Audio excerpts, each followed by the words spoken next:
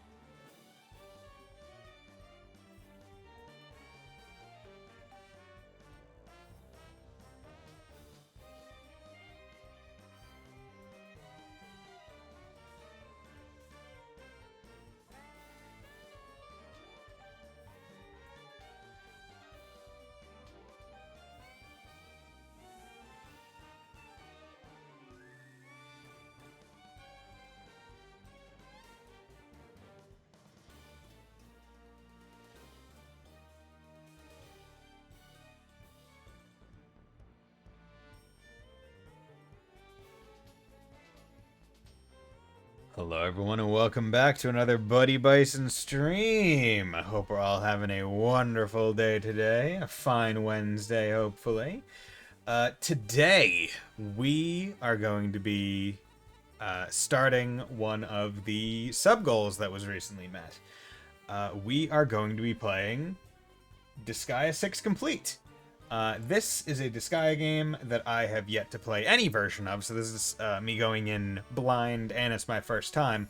But once again, this is not my first time playing Disgaea. I am very well aware of the series and have played most, if not all of them. I guess I can reasonably say I have played all of them after this, sans the spin-off titles that aren't really in this kind of style of gameplay, the isometric SRPG kind of way. I did just want to say, like, immediately right off the bat, I was already happy with this game when I started it up in terms of the way it works on PC. Because I started up and it started up in Windows. And it started up in window mode, which is perfectly fine. Now the nice part about that was, like, immediately I was like, okay, like, able to check. I clicked out of it. Like, right now I'm clicked out of the game. It's still playing in the background. That's awesome. That's great for streaming, because it means I don't have to worry about that.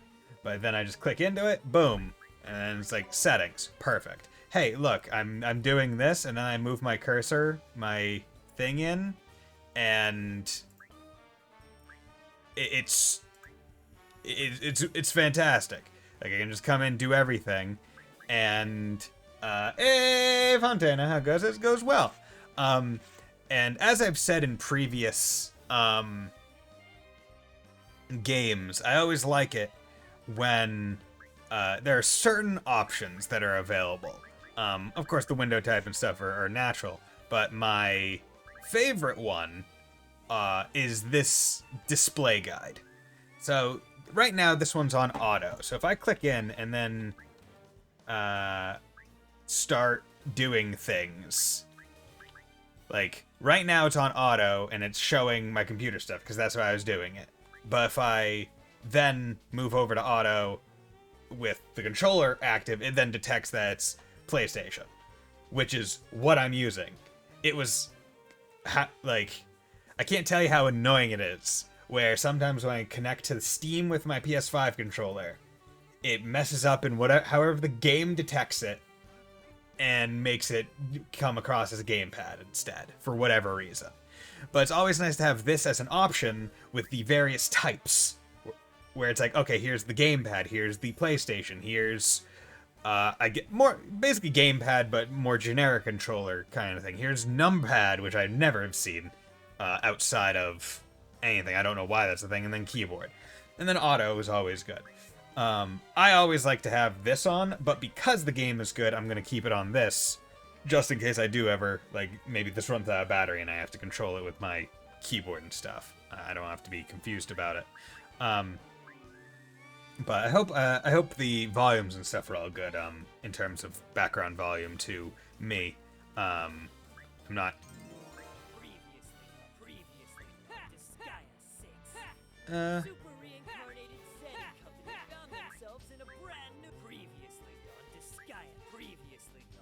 Okay, I think that's fine. Super reincarnated setting company found themselves in a brand new world. Okay. But yeah, I think background is fine. But yeah, it's always nice when the display guide is an option to just set it.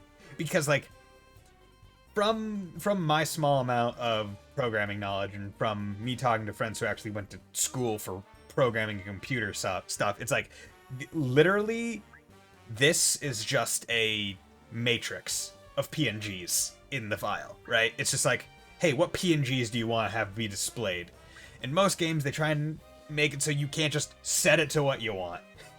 Mad Saka, by the way, she's a space elf, basically. Okay, nice. Gotta love space elves. But yeah, like, why more games don't just have this as an option? Both Western and Eastern developers, like, I don't know why. Because it is the best thing to have. Because also what having this option just baked into the game means is it doesn't matter how Steam detects your controller, right? Let's say Steam is effing up and it's misdetecting your controller. If this option's in the game, it doesn't matter because you can just say, no, I'm using a PlayStation one. Don't detect it as a gamepad. Technically, her race is called Clerian, and what's more, sci-fi than non-English grammar. Very sci-fi.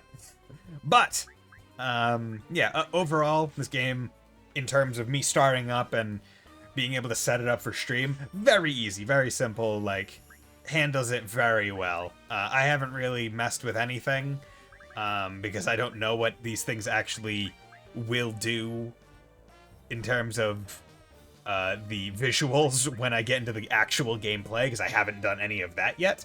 Because I didn't want to spoil myself on anything. But yeah, so I'm excited to play this game. This type of question they have in that nerd show I watch where they just ask people to spell things from sci-fi. It's great. Oh god. Oh god. That... See, I feel like that would be quite tough, depending on...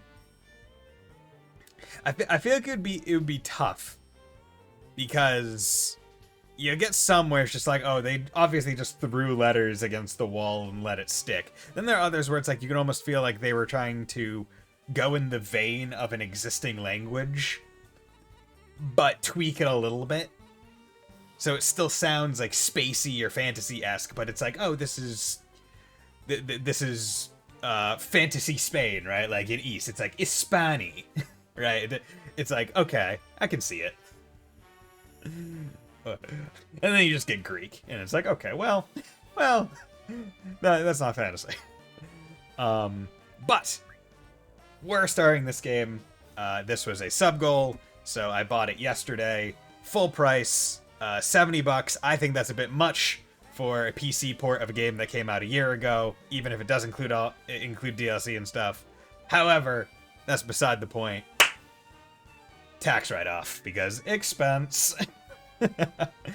I was telling my mod, Rias, that I'm like, this is gonna be the first game that I'm gonna be able to do this with. Because this is the first game that I have purchased for the sake of playing on stream and plan to play on stream. That I have bought in the year, and as I have like made some level of income from streaming and therefore have to report it on my taxes. I'm like, this is interesting. This is the first year. Last year I didn't buy any games that year. Like every game that I played and have played so far this year have been games I've purchased either previously or, you know, had already through other means. I just found out that someone has a website that's fully dedicated to archiving every episode of, actually, the theme and everyone's scores. Damn. You know what? That doesn't surprise me. Shows like that, like Jeopardy, Trivia Taxi or whatever it's called. I forget what that one's, the actual name. Like, shows like that where it's like you could see scores and like how, like what questions are asked. It's like, people go crazy and want to keep track of that. But I have stalled long enough. Hope you're having a fine day, Fontano. Enjoying Xenoblade and all that. But I need to hit start right here and get going. Even have every question on the topic title and who won it. So I'm going into this kind of blind for the most part. The new god of destruction, the strongest ever recorded, carries death and disaster in its wake. I know basic stuff It appears out of nowhere, from with no discernible pattern or reason for its from marketing atrocities. material, Countless but I don't warriors know and everything. innumerable demons have been reduced to nothingness by its sheer power. Okay, this seems None similar can to Void oppose Dark this from god of 5. destruction. Nothing exists that it cannot destroy. Okay. However, no one yet knows that this god of destruction has already been defeated. What? Kind of spoiling that we win in the end. To get the super rare tyrant to drop in 4 checks. Nice. Okay, so I do know that our main character Zed is in fact a zombie. I like his horde, right? Like they didn't just go for, because like there are zombie enemies in Disgaea. I like how they unified him and yeah, I like that. But Zed. We're in America. His name should just be Z. Zed. Oh, okay, interesting. So this is the first time we've ever, as far as I remember, having a game where it's just like, introduce the character, boom, here's a cut screen of the character. Classification. Zombie. A zombie boy with a piercing gaze appears to be more than meets the eye. Interesting. The important thing is, where are the dudes? They're going to be coming up soon. I'm willing to bet within the next 2 minutes we're going to get some printies. So long as I don't delay things. Yep, no doubt about it. I can smell it in the air. This place reeks of concentrated magic power. You know, I like the small pug zombie dog having a deep voice. And not being like a high-pitched, like, mascot voice. Oh. Dude. Nice. The only thing I know of Disgaea, I've only played the first 5 minutes of 4. Cerberus. Classification, zombie. Dog. Zed's companion. Bad at fighting, but makes up for it everywhere else. You serious? I can't imagine you'd be able to sniff anything out with that rotten nose of yours. Yeah, you would think that being a zombie would kind of make dogs a lot worse at being dogs. Hey, you're rotten too, you know. Hey, you're a zombie too. Shut the fuck up. Damn, there are guards at the gate. Guess they beefed up security with all the bigwigs at this darkest assembly. Okay, so Darkest Assembly. So yeah, also this game is the first Disgaea game that has switched essentially to a new 3D engine. So the big hope, right, in the fan base is that because they're switching to a 3D engine, hopefully they'll be able to not necessarily put out games in a faster, more haphazard manner, but the time between Disgaea 5 and Disgaea 6 was pretty significant. Like, it was like, I think like 5 or 6 years, or like 4 to 5 years. Like, it was a bit long compared to like the releases between a bunch of the other Disgaea games. So the hope is that we can maybe, like, as they switch to a new one, they can take this game to like figure out some stuff and then refine it for future ones that might come sooner rather than later.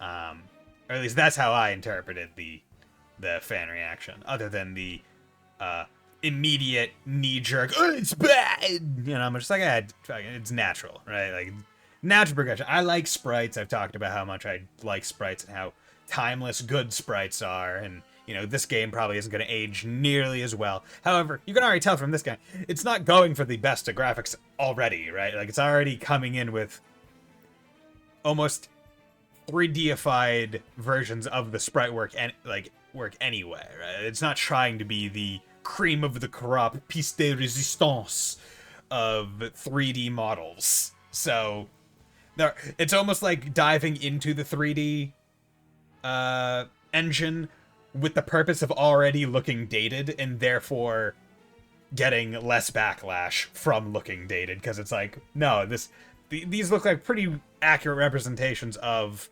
what the monsters in their sprite form would be in 3D. I will say that from this appearance right now. But it's surrounded, magic level 999. It's awfully rude to stop the guests of honor. Honor? You're wasting your breath, as bad as it is. We just gotta plow right through 'em. Oh yeah! Forcing your way in, headlong into danger. You're as hot-blooded as ever. How does he have blood throwing through his veins? He's a zombie. He should have no I blood. don't even have blood. Okay, Being there a we go. zombie and all. Okay, good. I'm glad they touched on that. Okay, so going right into combat tutorial. This doesn't usually happen in Disgaea games. Usually there's a little bit of... Usually most of the tutorials, most of the game's tutorials start with exploring your base camp area. That tutorial, like go to the store, go to here, go to here, go to here, the portal person. And you get the combat tutorial in the first map. So this one's already putting a different foot forward with like, no, immediate combat tutorial. This is the important thing. Now Zed, has that rotten brain of yours forgotten how to fight? Or do you still remember your roots? Do you remember how to fight? Of course I've forgotten. Of course I remember. You know, I'm gonna say of course I've forgotten. I know how to fight, but I want to see the dialogue. Who the hell do you think I am? You dumb mutt. No one forgets things faster than me. Is that really something to brag about? Well, I suppose it was inevitable. Let's go over the basics then. Tutorial basics of battle. First, place the cursor over a character on the field and press X button. Okay, cool. And we got move, attack, special, defend, stats, yeah. Command options will appear upon doing so. Select move to get closer to an enemy. Goes down to attack just for no reason. Alright, I can send him flying anytime now!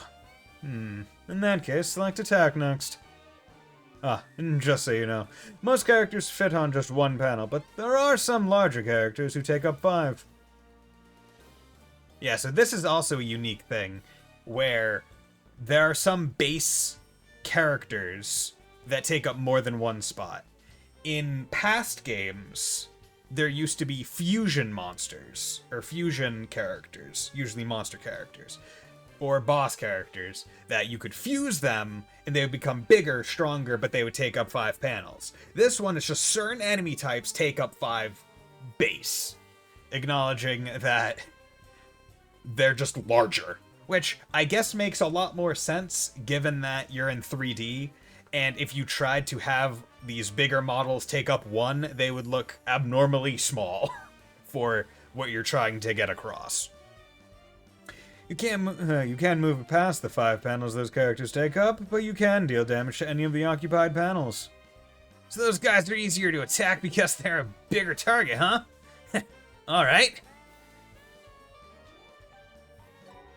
Okay, so then we go to attack. So interesting, so level question mark, question mark, question mark. Not to be trusted. Good name for the first person we attack. Once you've selected attack, bring up the menu with the triangle button and select end turn. Yes, so that's the big thing about Disgaea, where you queue up all your attacks at once or however much, and then you can execute them or end turn, and it will execute all of them anyway. Because there's combo systems where if you have multiple characters and hitting all the same enemy, or hitting essentially a shared enemy, if there's like AoE ranges, they'll combo and do bonus damage and get you more points to fill up the bonus gauge, which gets you items after combat. Which I always thought was really cool, because most games, it's like you take turn order by the character. Or if you're taking turn order, it's by the team, Fire Emblem style, but you can only ever, like, you have to do one at a time. Like, you can never just, like, you can never say, hey, you're gonna go here, here, here, here, and then you all do it at the same time, because there's no benefit for that in games like Fire Emblem. There's no combo or anything. It's like, no, each battle is its own mini skirmish, and you have to take it one at a time. This one's like, oh no, we're gonna give you the feeling of just ganging up on a guy and beating the shit out of them before they can do anything. You'll then proceed with your attack. Now, go on and show them how strong you really are. Okay, end turn. It's character settings. How? Yep, 403,000.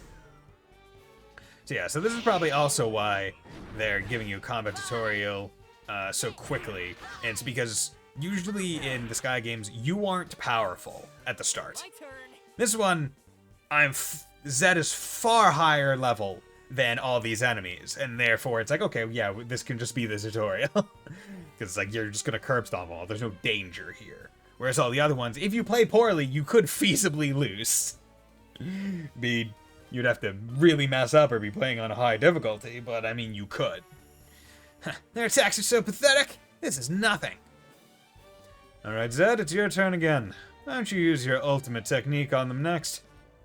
God, I'm gonna show these punks that even zombies can get strong enough to kick butt. The basics here are the same. Get close to an enemy with move.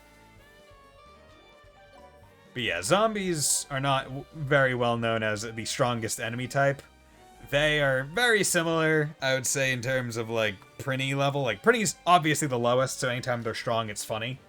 But zombies are also not heralded as a very strong enemy type. They're kind of annoying, because usually zombies just have a passive poison chance on their hits, which is annoying. But certainly not strong for the most part. We S-crafting? Probably not S-crafting. More like just regular specials. Because most characters, I think, in the game get... Through leveling, most characters will get like 3, 4, or 5. I think it's usually between 3 and 5 character-unique moves. And then all the other special moves come from class-specific ones, or weapon-specific moves.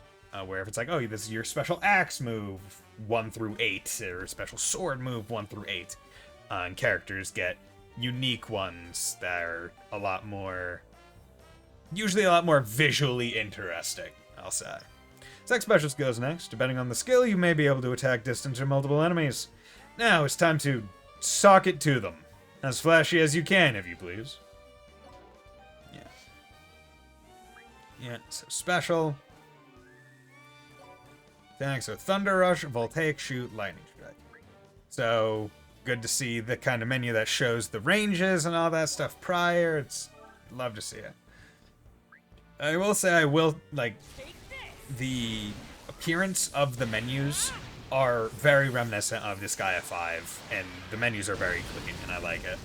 But yeah, dude, kid plays soccer. Yeah, and basically this is the cutaway thing where it's like if you're doing combos, the things will cut away with the character portraits, and they'll do bonus damage. Now, in the sprite games, the cutaways would have their own specific animations of like teaming up and attacking, but they're also very dynamic and movement heavy, right? It's like, oh, they would jump on top of each other and do weird, interesting stuff. In this one, I think because it's the first foray into 3D, they probably didn't want to get too complex with it, like with risking like models clipping into each other and looking jank and stupid. So it seems like they just do the cutaway and it does a basic physical attack and just does bonus up damage. They got nothing on me. These little level 999s aren't anywhere near strong enough to face me. Well, you certainly do seem to remember how to fight.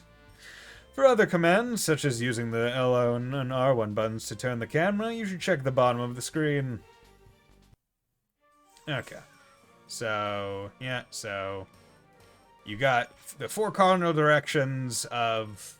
Well, I can say 4 cardinal directions. You can spin the camera 4 ways. It's not like a free cam, which is fine. Bottom is your stuff. So you got HP, and SP, which is like magic, mana. You got the level, you got the move, you got your jump, you got your range, you got your throw, you got your counter, and you got your crit chance. So I can move 4 tiles, I can jump up to 20 DM from whatever panel I'm on. I have a range of 1. I can throw a person 5 blocks away. If I get attacked by a physical thing and counter, it can go up to 3 times, and I have a base 5% chance to do physical attacks. Then I got all my stats: attack, defense, int, res, hit, speed, all kind of self-explanatory.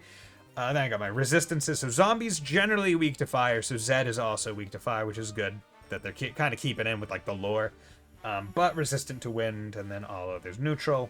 Then I have some passives to resist fist and sword attacks, but weak to axe, and passive to magic or staff. I don't have anything equipped. I'm going at it, just fists out. And then I got super reincarnator, whatever that means. So then I got my menu, so I got characters, my characters, and then all the enemies. Once again, I love how dumb Disgaea character names are, especially for random enemies, because it's like, in what other games would you find an enemy that's just named Ice Cream, or Not to be Trusted, or just like that? It is just like, let's just take random words. Frozen Tangerine! It's so dumb, and I love it. But yeah, I'm gonna check, can I give, so, you can turn auto battle on, which I don't really want to do.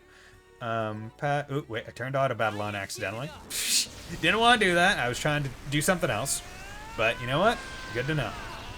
So, lightning strike is a AoE, so it seems like it tries to attack and kill as many things as possible. Okay, so just touching the pad turns auto battle on regardless.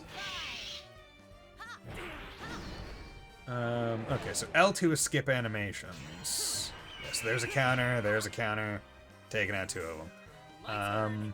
Okay, so R2 and square. Okay, so if I hold square, I can check enemy ranges, so that's good. That's good. So click in right stick is also... Oh, okay, so click in right stick puts it at the actual cardinals. So left and right are like actually left and right. But this makes it askew. And I kind of like the askew look. Did you ever just look up how jank FF2 leveling system is? Because it's hilarious to me. No, I haven't. I think at some point I'll probably play... Oh yeah, status. Here's what I wanted to look at. Super Reincarnate. Increased damage dealt by 1% per Super Reincarnation. Max 200. So Super Reincarnation, I think, is unique to this game. It's a special kind of reincarnation, which is in all the Disgaea games. Yeah, so then we got all the things and the level, squad, no squads, class, martial arts, yep, so we got all these. Demerits, have no idea what these are just yet. I think that might be like kind of achievement kind of things, maybe, I don't know. And then status, basically they tried to implement a reactionary system. A young zombie boy in the spotlight for defeating the god of destruction, he never gives up, even in death. I mean, he's a zombie, so dying might come easy to him. Or hard to him, I don't know. Okay, so I think I've think I've come at it pretty quickly. So let's try Thunder Rush. So one of the nice parts that they implemented in later games was you can enter the special attack thing and then also move yourself around. That way you don't have to exit this, move, come back out here, move, and then go back into special. It's a really great quality of life like feature. So Mr. Monster. Mr. Monster, give me the news. I got a bad case of loving you. Thunder Rush. If you attack, you gain strength. If you are damaged, you gain endurance for more HP. Oh, interesting. So if you're killing a lot of people but not really getting hit or damaged, then you're just gonna become a natural glass cannon. I like how in East 5 you have different level ups for Sword and Magic. Do you? Is East 5 one of the ones that I haven't played? Or am I thinking... Punch. Yeah, and there's also back attack and things which affect...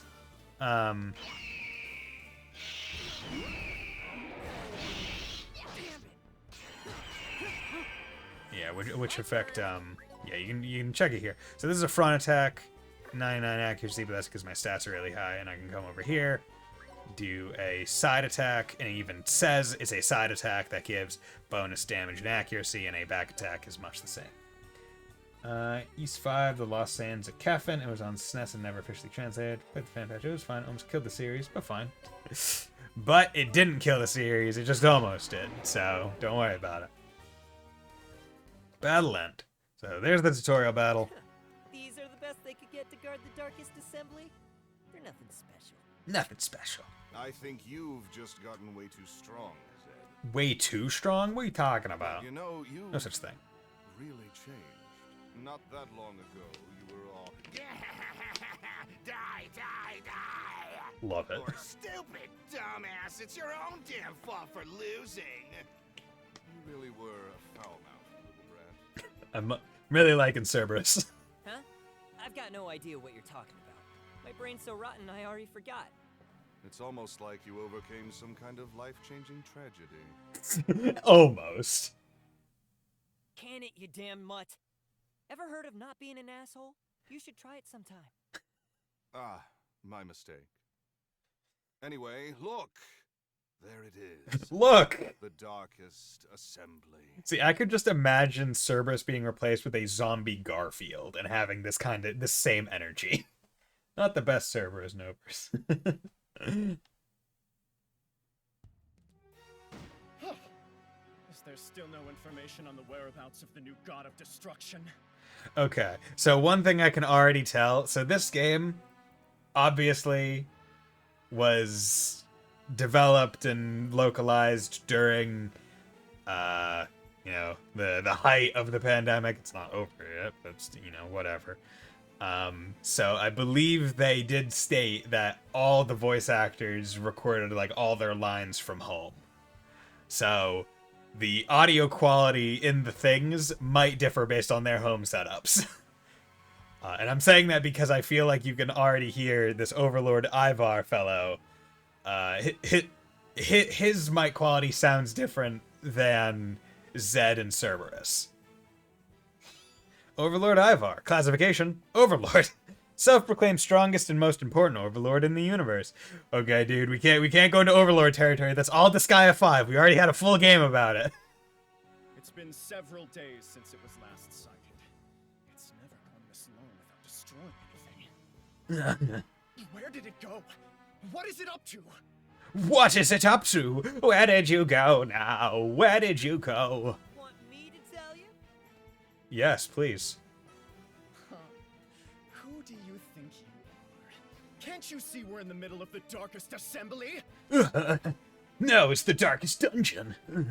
Okay, so I think once I get a chance, I'm gonna drop the BGM even further lower, because it seems like the dialogue is honestly kind of mixed a little bit low in terms of just like volume in the game.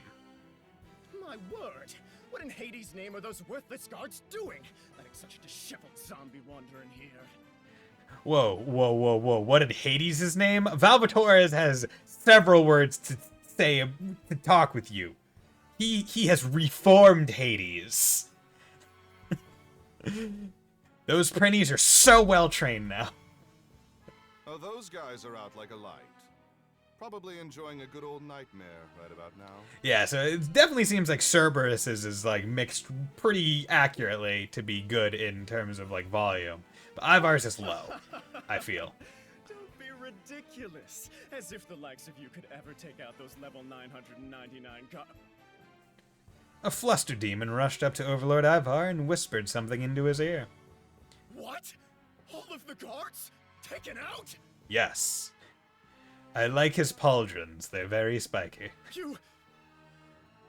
Just who or what are you exactly? Well, he's a zombie. Well, you know that god of destruction you're so worried about? You can relax. I defeated it. I killed it. What? You... A worthless zombie defeated that god of destruction? No need to say worthless. Do you really expect me to believe that some nobody like you could defeat the strongest one ever? Whoa, are you invoking Kingdom Hearts now? Come on, dude. Nobodies? Next you're gonna just say you're heartless. Yeah, well, this nobody just defeated your level 999 guards. How do you explain that? You obviously had some sort of trick up your sleeve.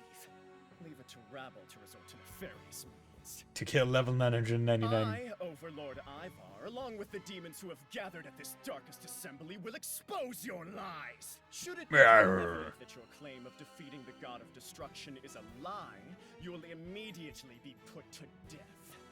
Why is that a... Why is that a thing to be put to death for?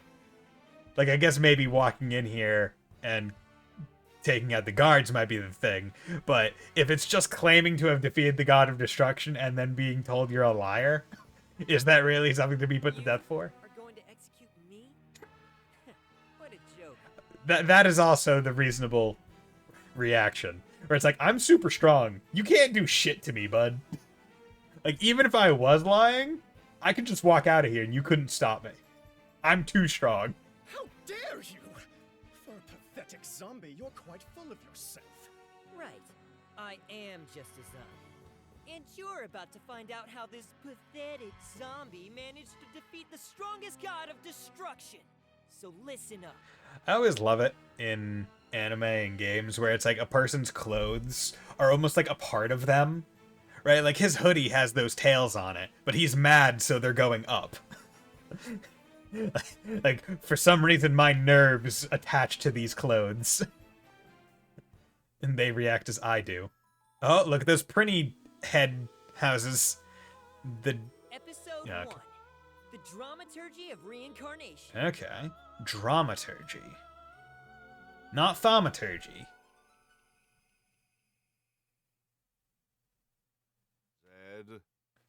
Zed. Hey, how much longer are you planning on sleeping? Come on, rise and shine, Zed. Get the fuck up, bud.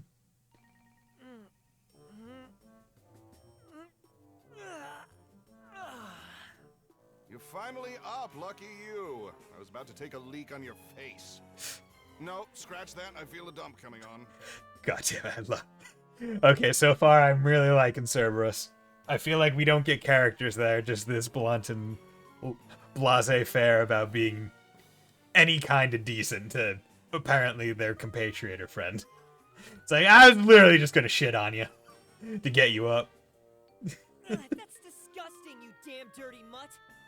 Can't you find a normal way to wake someone up? I already tried kicking you, gnawing on you, reheating you, even dicing and grating you, but nothing worked. Okay. Bit extreme. What do you think I am? Tapping into Disgaea 1 Etna right there, where one of the first scenes in Disgaea 1 is Etna trying to wake Laharl up out of a casket, and just like you can see all the tools she tried to use, like rocket launchers, like machine guns, axes, sword, like just fucking bashing on it trying to wake him up. A rotten slab of meat. takes one to know one. Whatever. So, where is that thing? Where else? In the middle of destroying stuff. Now this area is just a lawless zone full of rampaging demons. Lovely. Oh, want to hear something fun? You know I do, That's Fontana. so? Alright, let's go take it down. Hold on, Zed. You're about to fight the strongest known god of destruction. You better get prepared first. Okay. So here we go. Welcome, Zed, to the fourth dimensional Netherworld. Fourth dimensional Netherworld? I was watching History of King's Quest speedrun? Okay. That's what I said. This place will serve as a secret base of sorts in our quest to defeat the god of destruction. I'll explain it in its entirety over time, but for now I'll just unlock the general store to start. It'll prove indispensable in taking down the god of destruction. Make sure to buy equipment for all your allies as well. Allies? Ain't got any. And I don't need them either. And there was this Finnish speedrunner who came out of nowhere and took world record in King's Quest 1 through 4. Just broke the games open. I'm afraid I can't agree with that. I've taken the liberty of mustering up a few based on my subjective arbitrary biases. His name was Santa Claus. Nice. Perfect. Okay. So this is pretty standard. You get, usually in each game, you get 3 or 4 default characters, a fighter, a healer, a mage, to kind of get you across all 3 of like the main classes, the physical attacker, the ranged magic, and the support healer kind of class. Usually they also give you a couple printies as well, but they might not in this game. Like I asked. No complaining. We must take any and every step we can to defeat the god of destruction. Once you're prepared, your next stop will be the battlefield. The Dimension Guide can show you the way. So gear up at the general store, then get to the next fight from the Dimension Guide. Got it. Okay, so it seems there's going to be quests, a squad shop, rumor monger witch. He said, aren't you being a little too reckless here? You're trying to defeat the god of destruction, you know? Heard a lot of super strong demons went off to fight it, but almost none of them made it back alive. Shudder. They were just weak. No way I'm giving up. Doesn't matter if I make it back alive. I'm a zombie after all. Coming back from the dead's nothing new. Oh, this is cool. I like that. Okay, so gonna drop that a little bit lower. Maybe these 2 voice things will affect it, maybe, hopefully. So we got Munica squad, we got Ren quest shop. Okay, we got the jump. There's no, okay. Okay, so there's like it's actually a rate, okay, that's neat. So L2 and R2 open up radial menus for the things. This is very new. So this is probably just like a fast travel to each of the things. That way you don't have to like walk over it. Oh, I like that. That's neat. I like that. So I'm assuming this hub is unique to 6. Was it mostly text-based prior? No, every Disgaea game has had a hub. Every single one. From Disgaea 1 all the way through this one, they've all had hubs. Now, each hub is different in terms of appearance. The Disgaea 1 is based on Laharl's Overlord Castle. Disgaea 2 is based on the small, the house and surrounding area that Adele grew up in. 3 is based on the academy that the game is set in. 4 is based in Hades, where Valvatores is based. 5 is based on essentially like a private small like spaceship netherworld that Seraphina purchased. D2 is which is the sequel to Disgaea 1. Is like direct sequel in terms of like characters and stories that you're controlling. Is also in Laharl's Castle. Bought 1 and 2 when they're on sale, but I clearly haven't gotten to them. They're good games. I'd definitely say if you're interested in playing the series, play those ones first, because the quality of life changes that they make in future games are significant. So it's almost like it's almost like Trails, where it's like going backwards is hard unless you really want to know the story. But whereas Trails has a all-encompassing story that really rewards you for playing the previous games, playing the previous ones in Disgaea aren't necessary. They're mostly just so you know characters that you might get in DLC or other things, or maybe it's like a returning character will come up for whatever reason. It's like, okay, now I know you. You know that's my thing, yeah. So we got data to go back, so general store, skill shop, yep. Yeah, Netherworld Hospital, so after battles, you actually have to come here to heal yourself, using cash. Now, usually early game that might be a little bit tight, but as soon as you get to like chapter 2, it's a nothing expense because you just get enough cash as bonus. So I will say the jump, like you could always jump in every Disgaea game. This one just feels weird because it almost feels like you drop a little too fast. And it's all 3D anyway, so it's kind of weird, but whatever. And yeah. And I think this kind of thing started in Disgaea 5, where like your teammates would just be kind of around your base, and you could enter into like these almost Tales-esque cutaway things. They're not, they've never been voiced, so it's always just reading, but they're still fun nonetheless. How many times does this make that we faced the God of Destruction? 1 million? More, perhaps? Beats me! Who bothers keeping track of how many times they die? Well, there was that one time you ran off for the God of Destruction before face planting dead into the ground. Did I really? I don't remember that. Then there was the time we lost when the God of Destruction coughed on us. Who would expect to get blown so far by a light hack? Not us, evidently. Doesn't ring a bell. Besides, that's all in the past for me anyway. Then the time after that, it was a sneeze. And the time after that... Hey, reminisce all you want, but don't even think about bringing up the fart. You hear me? My bad, my bad. Just a slip of the tongue is all. Wait a minute. So you do remember the fart, then? How could I not? That gas cloud seared itself right into my rotten brain. Even now it haunts my dreams. My condolences. Still, compared to back then, you've grown so much I can hardly recognize you. Damn straight! I don't give a crap why or how many times I've ended up losing. As long as I beat that thing in the end, that's what counts. And until I do, I'll rise and fall as many times as it takes. You know what? I like this. I like Zed's... I like Zed's way about him already. Okay, so text speed I'm gonna put on fast. Adjust the character movement speed at base? Oh god, oh god. Oh, there's an extra room. Oh, that's neat. Okay. Damn, okay. It looks so jank. It looks so jank. We got Paralithides, Dark Assembly. He's a big crab, man. Got Robo Girl, Cheat Shop, cheating. Netherworld here. Cheating, playing dirty, both are equivalent to compliments for demons. Welcome to the Cheat Shop. You may adjust the Netherworld settings to your liking here. Cheating is forbidden in the human world, but widely accepted in the Netherworld. Therefore, cheat as much as you see fit. Yeah, I like this, where it's like, it's called the Cheat Shop, but they're just like, you're a demon. You can just do whatever the hell you want.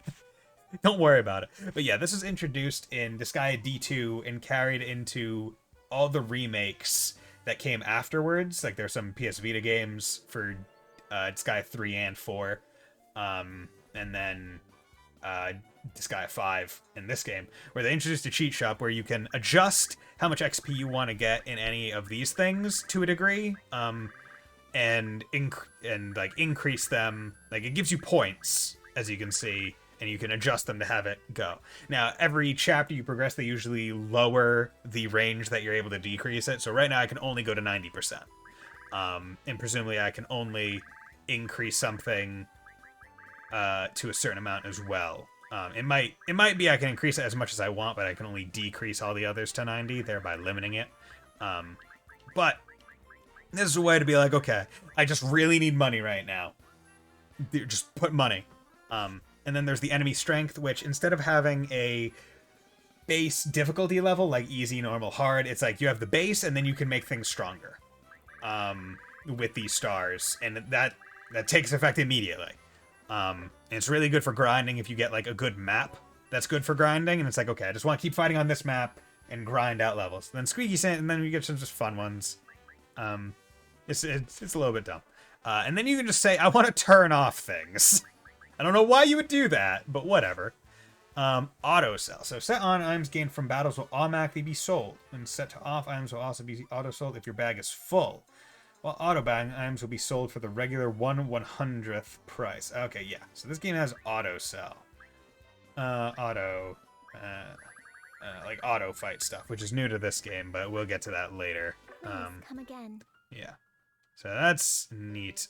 So let's come to settings, because super is a bit fast. I'm gonna go with fast.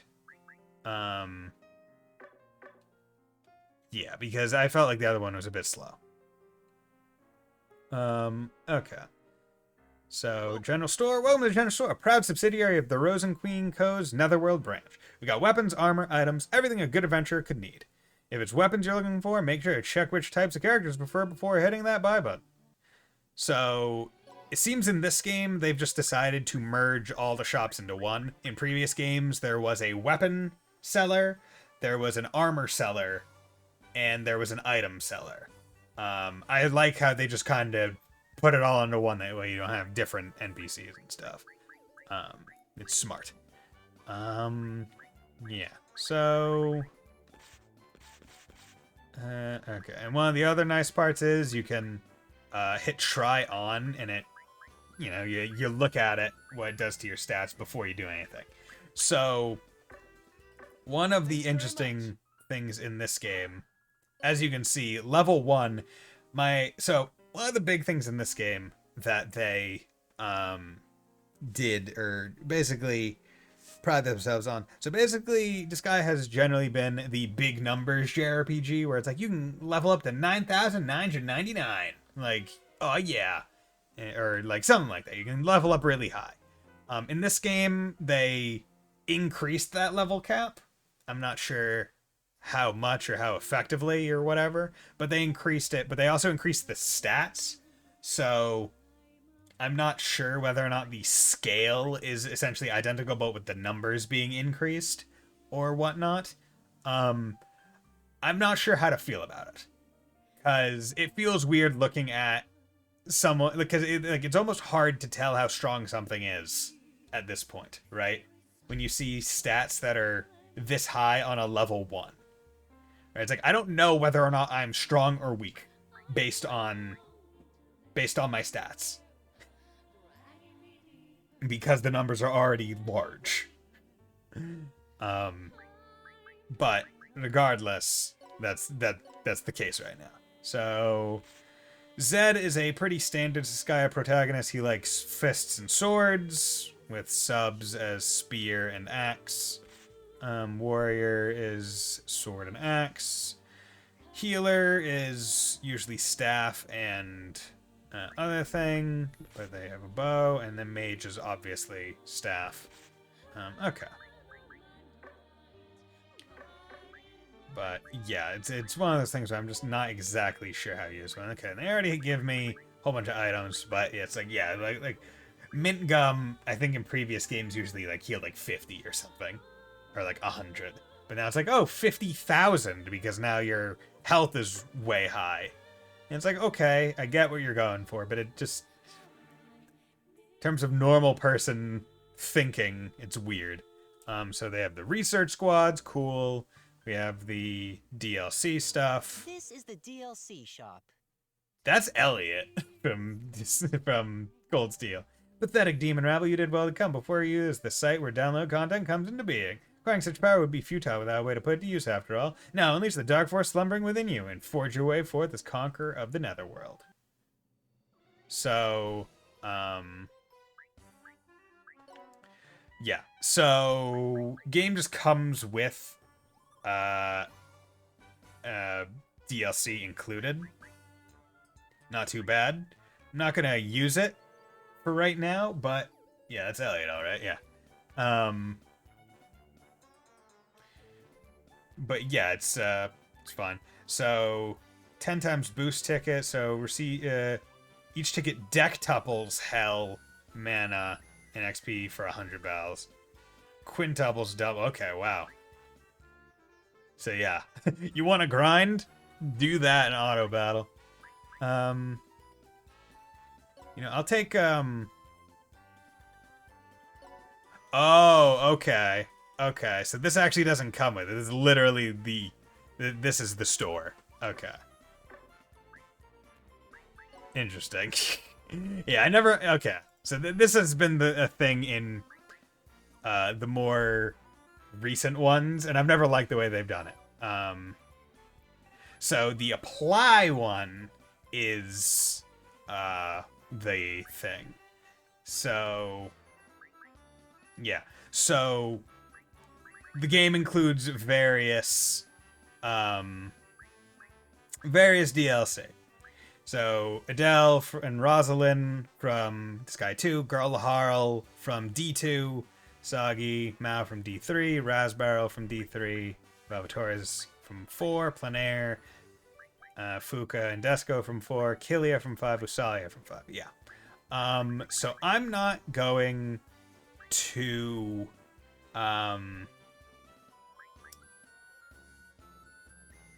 I'm not planning to use the DLC characters. All the previous Disgaea games, yeah, Fuka, no, not that Fuka, different Fuka. This Fuka's from D4 and was a failed prinny, basically. All the previous games that I've streamed on, or all the previous Disgaea games that I've streamed, have been replays for me. I've played them already, so I was fine with using DLC characters. This is my first time playing through Disgaea 6, so I don't want these characters.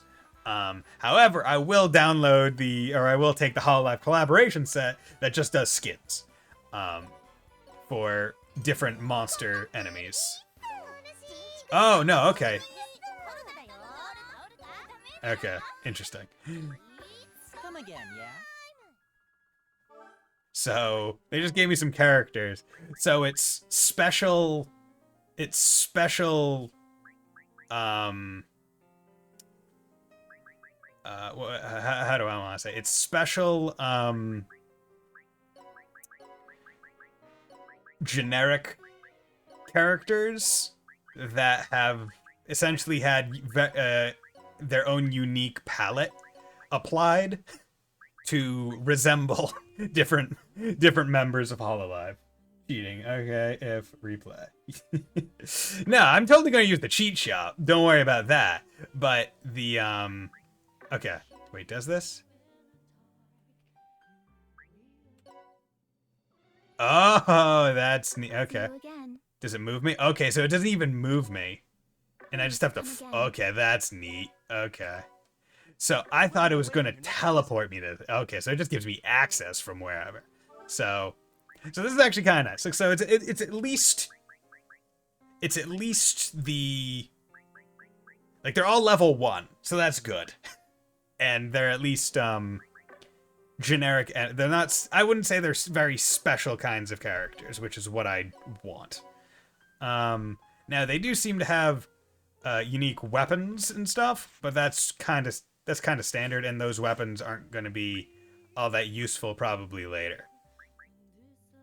But yeah, Demon Blade, it's a fox. Sarah Fox clothes, they don't suit a prinny. It's not Bambusha, it's not. Master Hunter, I jabbed horns into my master's skull. Necromancer Jazz, I've become the princess of necromancers. It's not the Yakuza Kiwami 2 DLC that breaks the game.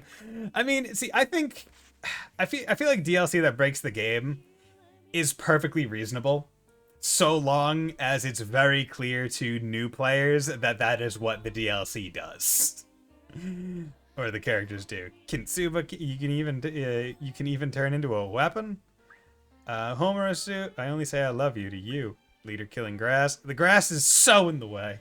Breaks the main game to be clear. Ah, okay. Tsunamagi scissors. I'm just gonna cut here. Not my fault, right? Yeah. Fluffy furball. It's fluffy. Really, really fluffy. Match like hairpin. It's not a matchstick. And clan stuff. A real masterpiece with perfect pitch. Clan clothes packed with tons of festive instruments. Leave the anchor spot to me. So sorry. Rainbow thumbnail. Clan creator is a joke with the platinum DLC. Ah, okay. But yeah, so I think that DLC is fun to get, because one thing that I do find myself not really doing very often in any Disgaea game is actually making generic characters. One of the things that I usually do is just use the main characters of the game, because they're generally more useful because they have their special moves, their unique moves that generic characters don't get. Generic characters only get their class-specific moves and weapon moves, so they're not as good. Need something? Yep. Hey, hello, Elliot. Okay, so what other ones do we got? So, special color and equipment set. See, I'm not sure if I want to unlock the equipment set.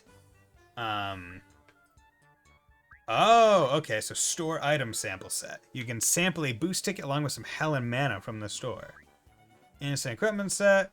It has instants that increase hell, mana, XP from battle, as well as instants that increase critical damage. You know what, fine. I'll take that. That's fine. I'll take the star support set, because it's starter and support, that's fine. And, you know, I will take the first one. An extra color palette for Zed and Byakuo. Okay. See you later. So I want to check that. Equipment. I get a new equipment. Okay, so I did get a new weapon. But I did get it now, so it's a low level, so that's perfectly fine. So this will help me at the beginning of the game only. Which I am more than fine with. I do find it interesting how it's like, well, actually, are they locked, or like, can I not get rid of them, or is it just that yeah,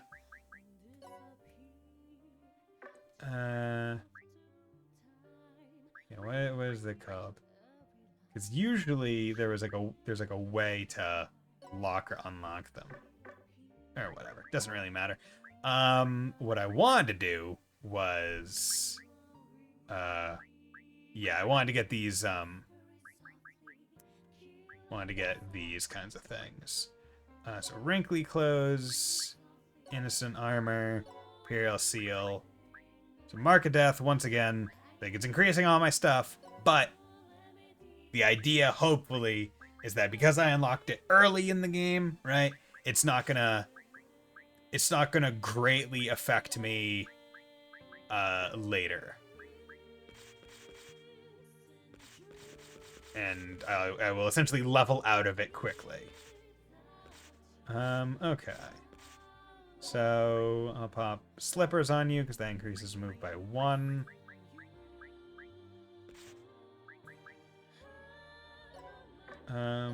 Yeah, I'll also put slippers on you. You're a gun user. You have 5 already. So let's pop those on you. And then I'll pop extra armor on you and extra armor on you for right now. Okay, so I said that's perfectly fine. All the other ones, I'm gonna wait a little bit. Save. Interesting. So the save thing still retains its similarity in terms of appearance to probably how it showed up on PS4 or Switch. Delete, give up. Yeah. Okay. But I will say, like, Disgaea, like, I really do like the music in the games. Like, this music going on right now, I like it. Okay. But, so I got those new characters, so I'm curious to know if they populate the yeah, because, so that's one of the unique things. So it's like, every character you get, they will be in the overworld. And you can just kind of go talk to them, and they'll say, like, some line or whatever. Yep. Yep, that's the that is Fubuki's voice actress. Foxy day to you. Oh, dude, I'm always figured the Netherworld life's for me. Here, nobody'll scold me for staying up too late. Super reincarnating into other worlds is cool. I was spirited away once. It was pretty rough, but I made a lot of precious friends. Super reincarnation is great, isn't it? If only my trashy connection got stronger every time it cut out, too. My tummy's awful. Started out lonely, all by myself, but thanks to everyone, I became a princess. I'll try even harder and surpass the gods. Become as gods! Become as gods! Thanks, Disgaea. Oh, this is just a song of gratitude for this world. Another dream of mine came true. Thanks to everyone. Okay. So, yeah, that's that. See, once again, I thought it was a teleport, even though I knew it wasn't a teleport. Yes, L2, yeah, oh, cool, and you can even, like, change the thing if you want to, like, look at different characters. You can zoom in. Yeah, okay, cool. Okay, well, here we go. So, now after streaming for over an hour, finally gonna enter the first non-tutorial fight, maybe. I don't know. It might not be the first non-tutorial fight. They might tutorialize me. By linking with the Super Reincarnation process, it can send you across space and time to whatever location you wish. Now then, please select your desired destination. Okay. So, Dimension Guide, also another thing. Usually, in games, it's like, oh, I'm going to teleport you to somewhere else on the world. Or, in Disgaea 5, it was, I'm going to teleport you to a different Netherworld in space. This one seems to literally be like, oh yeah, you can just go across space and time to wherever. Which is interesting. Prinny World! A land of Prinnies ravaged by the god of destruction. What demons remain have gone mad. Don't know what this game's obsession is with giving me missions with goddamn cave items. Hate moving in caves. Yeah, tight corridors and stuff. Okay, that's neat. So stage bonus, normal bonus, rank 1, times cleared. A one-time bonus available. So, Outset Wasteland. So, I guess if I didn't delay things for a long time...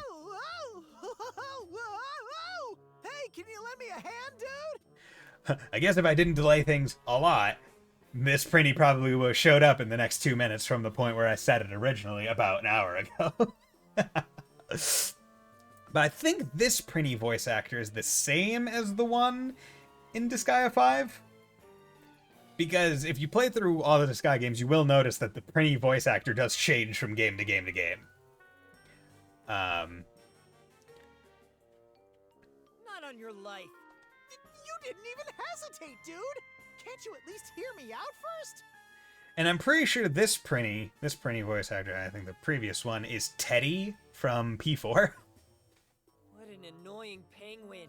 I don't give a crap about your problems. I don't care about you! I'm not a penguin!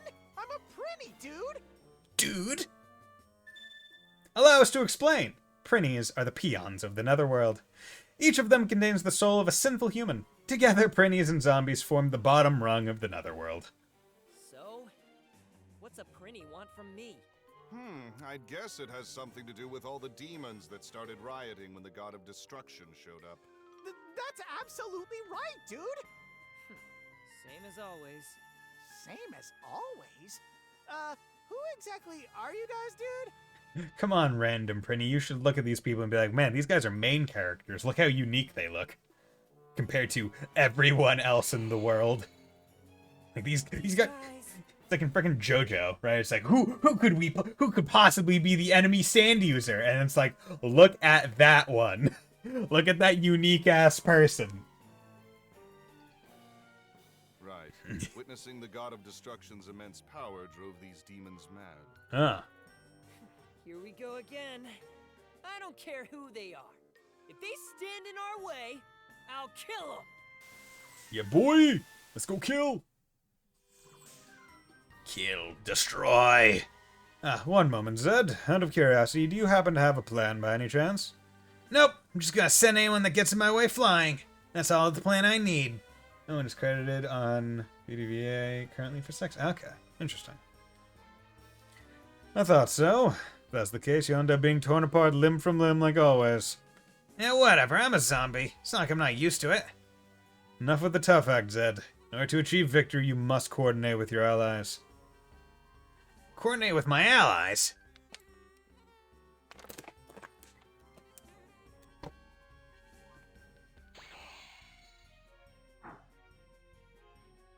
Yes, having allies will allow you to pull off team attacks and combos whenever you want, increasing your tactical options.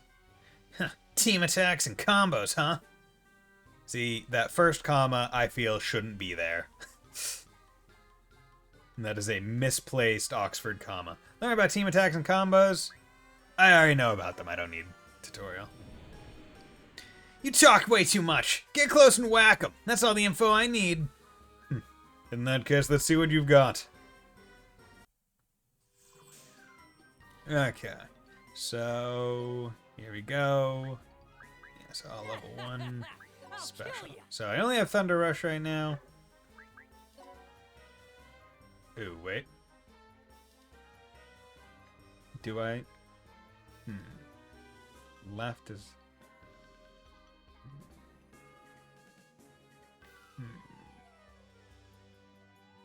How do I use? No. Settings. Kirby. There we go. I think that's the way I usually like it. Is it? God damn it.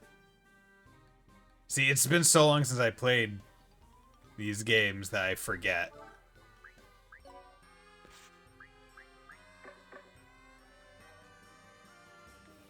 Okay, you know, it's probably just me. I'll get used to it eventually. Special Thunder Rush. There we go. Side attack. Oh god, yeah. Yeah, I just need to play more. Prinny Barrage. No. Okay, move.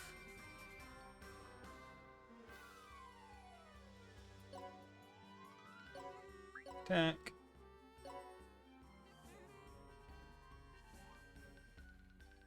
I really don't know why this is messing up. Maybe I'll just use the stick.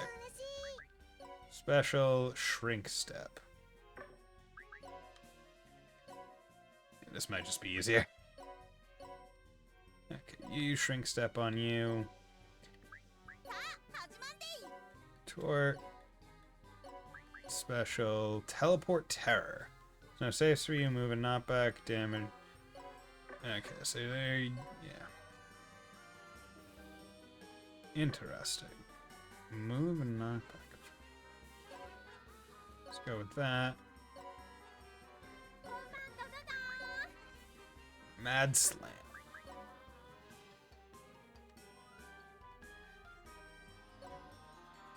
God, that moves so interestingly. Okay.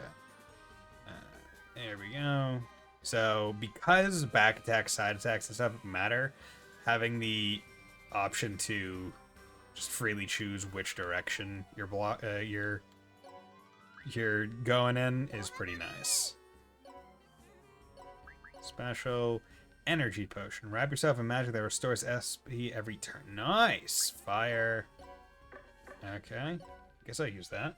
I forgot to tell you, Celica's VA is Sharon. Celica in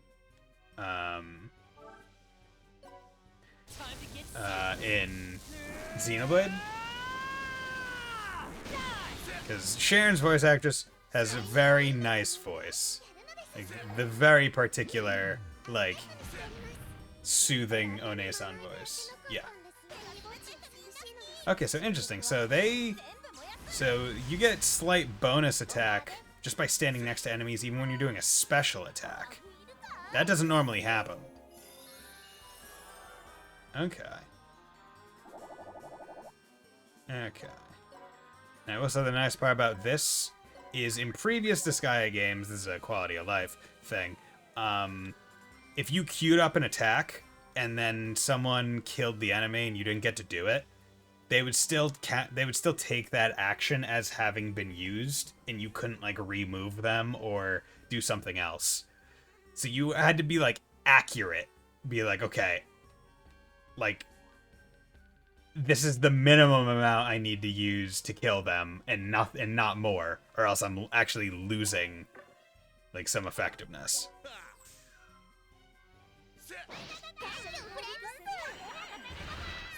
But yeah, so defending is also good because, one, it decreases damage taken by you, and two, it, I believe, increases the likelihood that you will counter.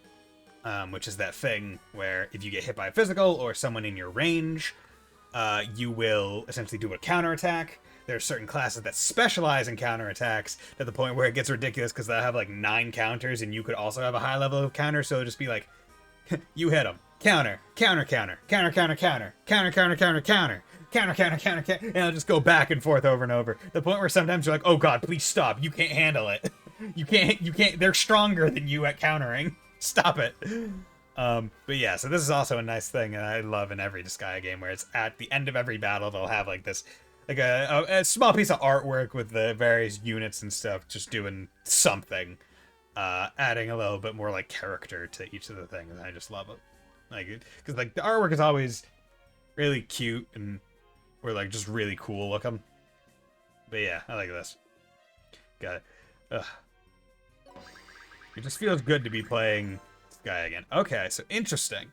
So XP acquired, 9 mana acquired, 5 juice bar XP stock, squad bonus 1. Okay, so this is a very different result screen. So in Disgaea 5, there was slight amount of team XP or bonus XP for being something. There'd be an MVP that would get a slight bonus, and like the top 3 performers of the fight would get a little bit of bonus as well. This one seems to be everyone that was on the field gets bonus XP and mana, which is very nice. That's a great quality of life feature. I mean, it's like the XP share in Pokemon, but in this game, it doesn't feel like it's going to be breaking anything because you have to grind them up anyway. So whatever. Daring Defeater, Mover and Shaker damage. Okay, so they even have like bonus like things. Interesting. So Daring Defender XP prize the character who took out the most units. Mover and Shaker prize the character who moved the most panels. Damage Dealer prize the character who dealt the single highest number of damage. Okay. Defensive Maneuver prize the character who defended the most times. And support line who supported with skills. Oh, interesting.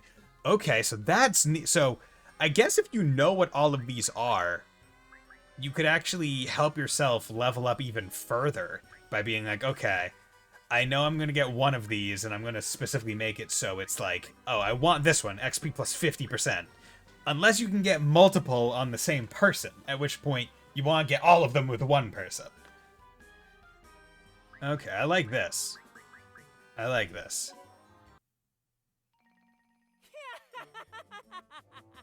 Everyone who tries to stand in my way is gonna get beaten to a pulp. Pulp? You're so strong!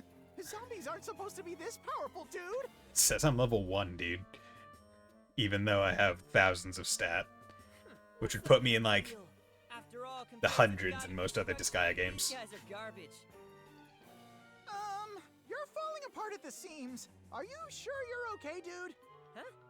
Ah, don't sweat the small stuff. I fall apart at the seams all the time. I'm made of seams.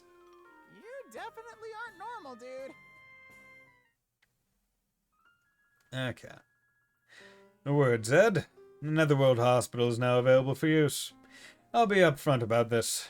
In no way is any manner of medical treatment or care handled there. It's not? What the hell kind of hospital is it supposed to be then? Well, that's for you to find out. Well, it's the American healthcare system, that's what it is. What? Welcome to Netherworld Hospital. Don't let the name fool you, though. We don't do much treatment here. Think of it as more as a prize exchange where you can earn amazing rewards for how much HP and SP you exhaust in battle.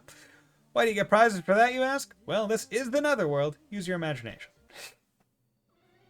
Okay. Oh, okay, so I guess in this game, I guess you don't actually have to heal yourself. So they changed that. So in previous games, there would be this reward system. However, the reward system was based on the amount you actually healed. So if you need to heal health, like if, like, as you can see, it's like HP 10k, you would have to go into fights, lose 10k health, come back, heal that amount, and then the reward would unlock. In this one, it just seems like you get healed automatically without it diving into any amount of hell that you have. That's the currency. And it's just purely based on the amount you take and use. That's interesting. But yeah, so usually it's like, HP ones will usually be HP items. The SP ones will usually be SP items. The revive ones will usually be kind of like both HP and SP items. And then the HP, SP, and revive will usually be like pretty darn good ones, like equip items, like emblems and stuff. Anytime. That's interesting. Okay. So, got those and those. Okay, I like it. I like it. I'm getting into the point where I'm like, okay. I'm back into Disgaea being like, okay, well, what upgrades, what quality of life stuff did they change in this game compared to 5 that makes, like, the upgrade worth it, right? And, like, there are already ones that are, like, just jumping out, like, changed it and stuff, where it's like, okay, you get this. Like, the shortcut, already amazing. The merging of the shops, awesome. Like, cheat shop just over there, like, great. Like, and this is a lot more of a condensed overworld as well.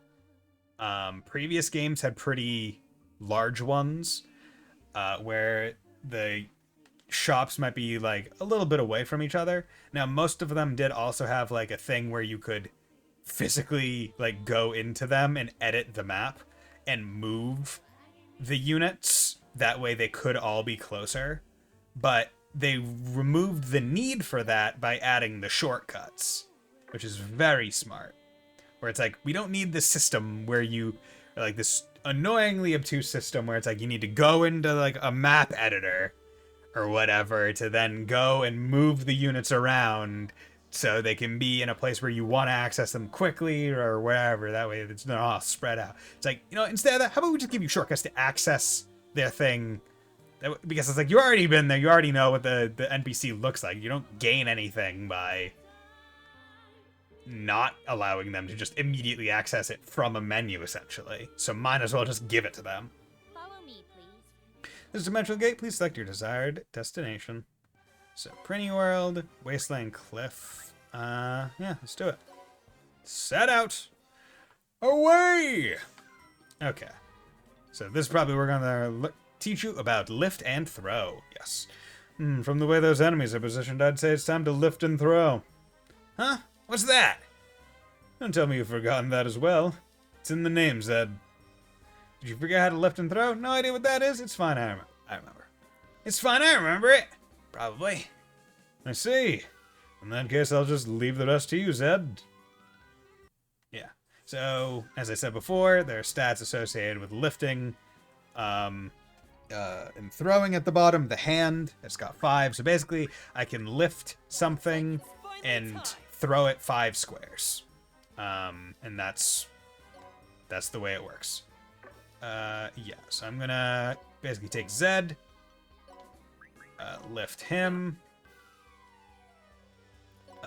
but I don't like that. So usually monster characters can't lift, but maybe humanoid ones can. Oh wait, that was bad. Okay, cool. I can reverse that. Ora! There we go. And now I have a staircase to get up there. So that's good. So question. So this is the big. Okay. So. Oh, okay. So this is definitely new. So they added that. So that's a big quality of life. So previous games, monster characters could not lift. They just could not. That was not a thing that they were able to do. They could be thrown, and any character thrown on top of a monster character would bounce off of them in the direction they were facing for, I think, their throw amount instead. So this way of handling it is unique. You even lift, bro? No peeps. I mean, you joke that there is literally a character class, I think the wrestler in Disgaea, in Disgaea 5, that's like entire archetype is just, dude, do you even like lift, bro? Lift and throw, bro. Lift and throw. Like that's their thing. Okay. So yeah, so one of the unique things that you want to try and do to kind of make things work in certain ways is you want to always have a chain set up. So you're lifting someone from the base panel that hasn't walked yet. Because you can't walk after you've thrown someone. I did forget. Okay, so important thing to know. Prinnies explode when you throw them. I thought maybe the Fubuki Prinny did not have that passive effect. I forgot to check her Evilities. That was foolish of me. Whatever.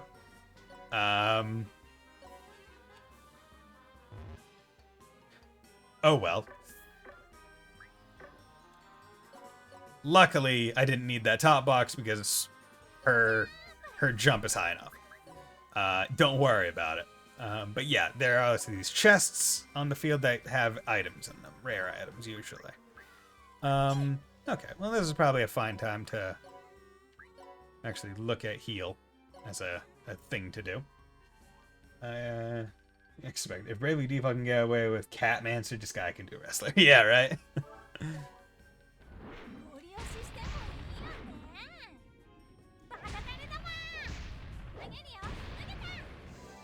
Bewitched Axe, there we go. Okay. Yeah, so that's that. Actually, so you know what I'm gonna do? I'm going to take out... Smell you later! Lift. Throw. Yeah. That way I can at least get 2 people up here. Say no.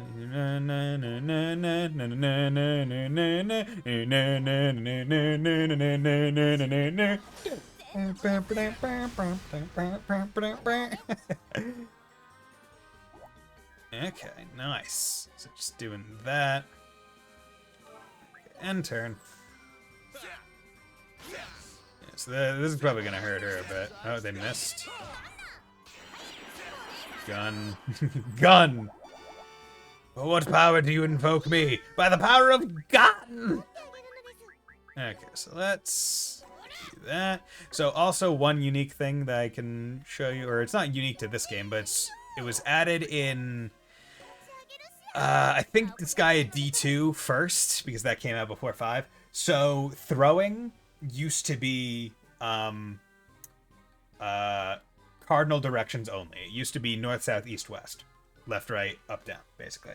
And you could cheese diagonal throws by moving up, and in the old games, because it was only those directions, you would hit...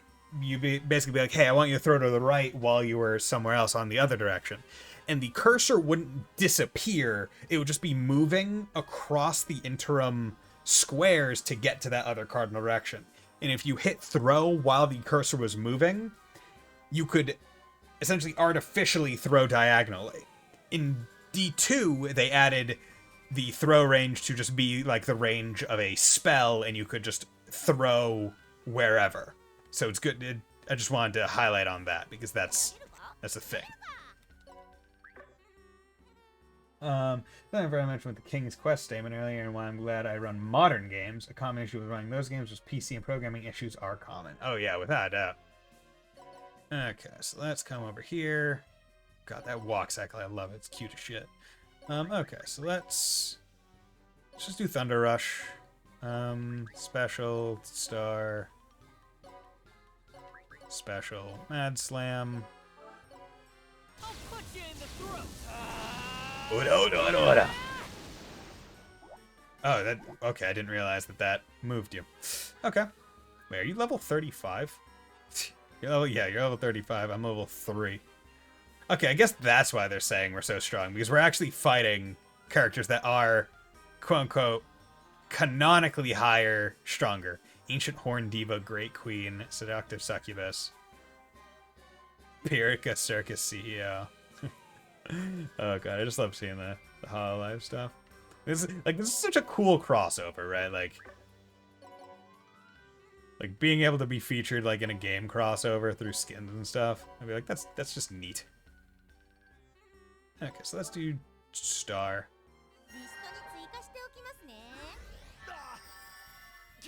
There we go. Cool. So, yeah, so those... Okay, so XP really high. So maybe that's... Jesus Christ. Okay. Okay, so Throwing Fiend, passive for the character who threw the most. Mana, passive for the character who shred the most objects. Yep, okay. Watame, Treasure Hunter, most chests. Hardiest Healer, who healed the most. Okay, so healing, very good. So it seems like they... Okay, so that's probably the thing, where it's like, they have understood that the characters that get the most XP are the ones that kill. So they want to give the most bonus XP to the support characters, the ones that heal and put like bonuses on other units. So that's good to know and recognize. I'll kill anyone who gets in my way. Sounds good. I'm starting to get the feeling that Zed might be far more dangerous than the God of Destruction, dude. It may surprise you, seeing as how that brat is on a murderous rampage, but he used to be a weak, kind-hearted zombie. Well, are you saying he's not kind-hearted anymore? Seriously? I find that hard to believe, dude. It's true.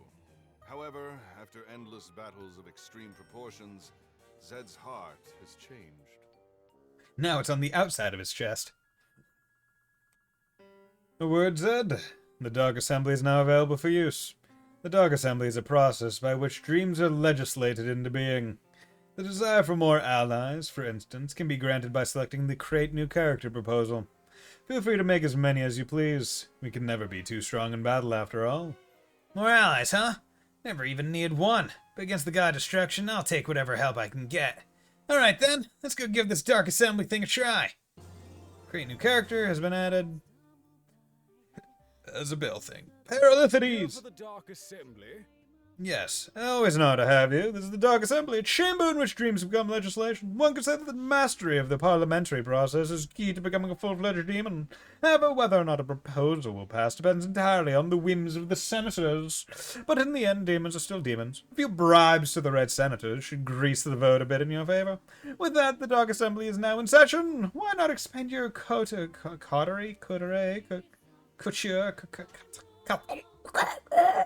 with the Create New Character built to start. Call assembly.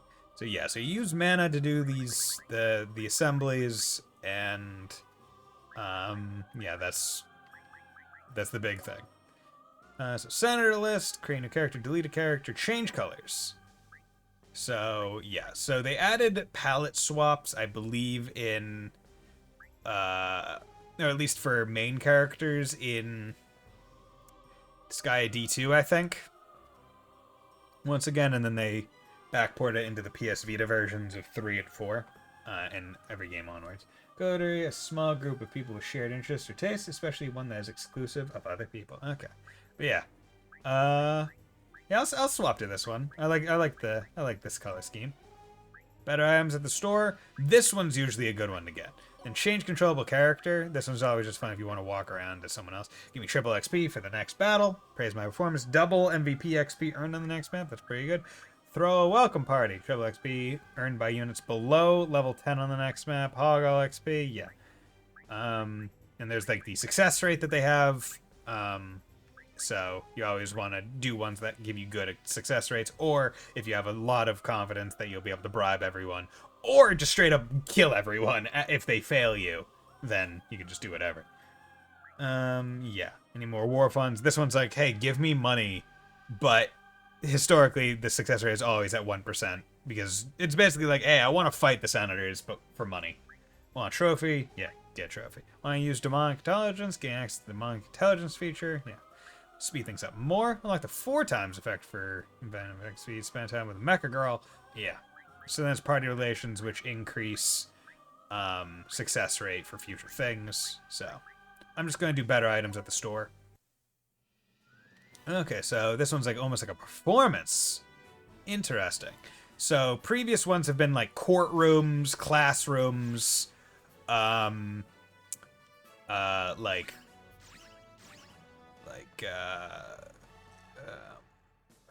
would you call them? Like halls that legislature are discussed. This one seems to be like almost like a performance, like a stage.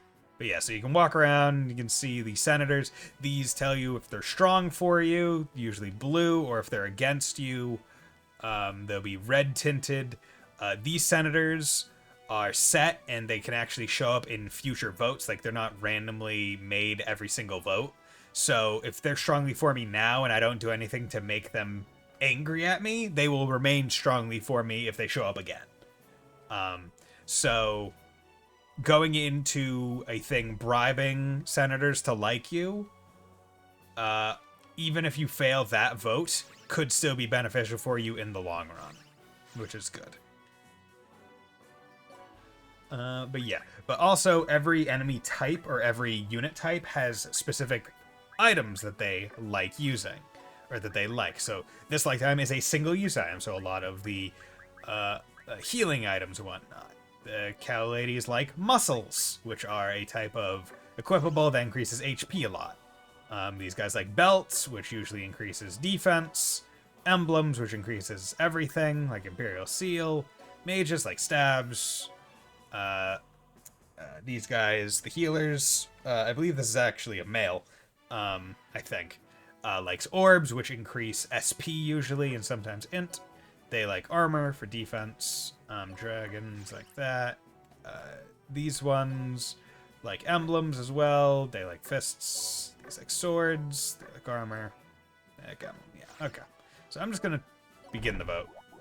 Okay. Negative. Interesting. That's what I thought. So little glasses go out. So previous games, it would be like, you could tell based on like the number of like people holding up signs that say I, or the as you can see, like their voice boxes. And also the strongly for is just a percentage, right? They're not guaranteed to say yes to you just because they're blue. Which is why it was 70%, even though everyone was strongly for me. But yeah, so now better items are available at the general store, which means I could, whereas it only went up to here, now it goes up to here. Now, it doesn't really matter for me right now because I do have the unique weapons on them, and as I said, I was planning to level out of them essentially.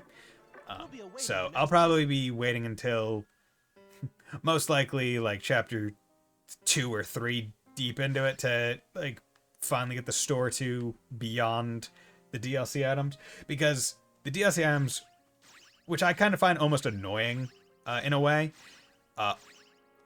you can't, as far as I know, you can't re-get them. So you can't get a better version of the unique item at a higher level. Because, like, for the unique characters, I think you can cheese it with the unique characters, because you can actually just say, like, delete the character, and then you just re-get them through the DLC thing, and then they'll be at the new level, I think, or at least for the ones that you have to fight. And then thereby the weapon will be scaled to whatever level it's meant to be. Botan, Seeker of Truth. Sir Zed, hanging out to be God structuring again, I presume. All of us, myself included, have been saved by your hand. I owe you a great debt of obligation. Please use my strength however you see fit. I'm yours to rely on. I don't remember saving you. You guys just tagged along on your own. Hey, if you're so okay with being used, I'll take it. Just don't expect me to rely on you for anything. But actually, what I do want to do is I do want to check the Dark Assembly and what characters I can make. Because I'm curious as to what class I have. So I got Warrior, Red Mage, Heretic. Or no, I got Warrior, Witch, Clergy, Martial Arts, War. Okay. So I don't got many. Yeah. So that's fine. Okay. And Return anytime you wish. yes. And that makes me remember that I wanted to check out the abilities on these. So Prinnies all have the explosive body, like, unique ability, which is like a passive. And I know in previous games you couldn't take it off, if I remember right. Suppose when thrown, dealing damage to a range of 2 equal to 50% of max HP. So if you get a really high HP Prinny, you could just kill things. Sexy Aura, decreased stats of adjacent melee enemy units by 20%. Psychic Force, after attacking, decreased stats of a target unit by 10%. Evil Eye, when attacking, lower target unit's defense power by 30%. Magic Moderation, consume 50% less SP when using specials. Wild Cry. Yeah. Okay, cool. Cool. Oh yeah, and I never checked out the demerits. So reach level 99. Okay, so it's just like general goals that all characters can do, it seems. That when you unlock them, you presumably get a bonus to a stat or something? That'll be interesting to see. So, cute little white newbie Prinny. She was the animal-eared girl known as Fubuki Shirakami. Succubus, who isn't very good in front of crowds. She was the necromancer known as Rushia Uruha. Rare in the Netherworld, she's a polite psychic. She was the half-elf known as Flare Shirunui. A fluffy evil eye who loved staying up too late. She was the sheep bard known as Watame Tsunumaki.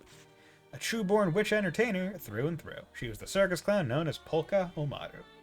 Yeah, so basically being like, just based. It's like, hey, here's the Hololive member that these are based on. Okay. But I did also want to check the Netherworld Hospital, because now I do have a revive and several HP, because I did blow up my Prinny. Yeah, so. I'll have plenty of prizes waiting. Here you go. Follow me, please. There's a dimensional gate. Please select your next desired location. Scorched Plains. Let's go. Okay, here we go. Geo blocks. Huh? What the heck are these things? They're so colorful. I say I'll have to explain geo effects to you as well. I'll just do whatever. No biggie, so I can explain it myself. I'll just do whatever. Kind of annoying to remember everything. Well, that does sound like you, alright. I suppose it's fine. Try destroying a geo symbol then. Since you like seeing what happens so much, I'll leave it up to you to figure it out. Okay. So here's how geo symbols work. Basically, this goes onto a colored tile, and it gives the effect, whatever its class is, enemy boost plus 50, to all tiles of the color that it's on. So this thing is on a blue tile. All other blue tiles have the effect of enemy boost plus 50%. Now, the color of the geo symbol signifies what color the tiles will change to after it has been destroyed. So, basically, if I destroyed this right now, all these blues would turn to green. That is how it would work. And then if I, let's say, destroyed the red on all of those green tiles, it would then change all the green to red. So, if I'm thinking of it correctly, if I come over here and pick up the red one, and then throw the red one onto the blue, right? And then if I kill the green one, it will change all the blue to green, but it will destroy the red one in the process, because when you change it, all the tiles essentially blow up, and any other geosymbol on those tiles also blows up, and essentially makes it so all the tiles change into the new one's color, whatever. So this one is green, will change all the blues to green. Then the red will be destroyed in that process. That will change all the green to red, but this is now green, so it would also change these to red. And it would destroy this one in the process, which would then make it so all the now red ones get nullified, I think. You just remind me of Amy's puzzle into a Goland SA 1 and 2. Yeah, so I think that's the thing. And the reason why I think that this is the quote-unquote proper way to do it is because there's blue. So it has to happen on this, has to happen here, has to happen in this one, because there's no blue one of these. And null tiles, essentially when you destroy them, whatever color they're on, it makes it a blank tile. It makes it normal status. That's how they work. Looks like it's finally time. Now this is dumb of me, because I'm going to essentially be destroying it, so I'm going to be taking damage every time it does something, but whatever. Doesn't matter. So I'm going to execute. Kill it. Change to green, change to red. Did that. Did exactly as I wanted. Now, the old games, the thing took a lot longer. And also, when you do the geo effect, like, blow up and do it fully, like, empty the field, you get a lot of bonus. But in previous games, it would go, like, one by one. It wouldn't just do, like, a full radius out from each one, so it would take a while. And that was, like, the main annoyance. Yeah, so... spam effects off. I'm not going to use boost. Take it. Carry position.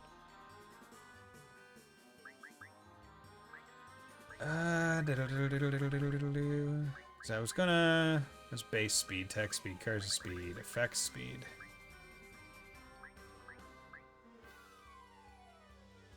Okay, I actually can't boost those. We have effects. System effects. Yeah, so that was just how fast those things go now. Okay, so let's come over here, defend her. Over here, special, teleport. Damn, so it has to be an attack. Yeah, so basically they don't let you do attacks on empty squares, which is nice. It would kind of suck if they just did not care.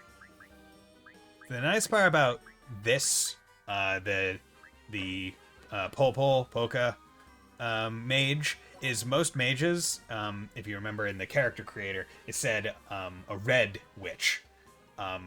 Basically, red witches only have fire. And you have to get the other ones through level up or through reincarnating once you get the higher ranks of each class. Because it goes like red witch, blue witch, green witch, and then it goes to like star witch or whatever. But because this one's a DLC, it also has, it's just like, no, here's all of the things, which is just very useful. Makes this witch in particular very, very useful. And she has resistances to all elements, with the exception of star. But that's its own like unique element.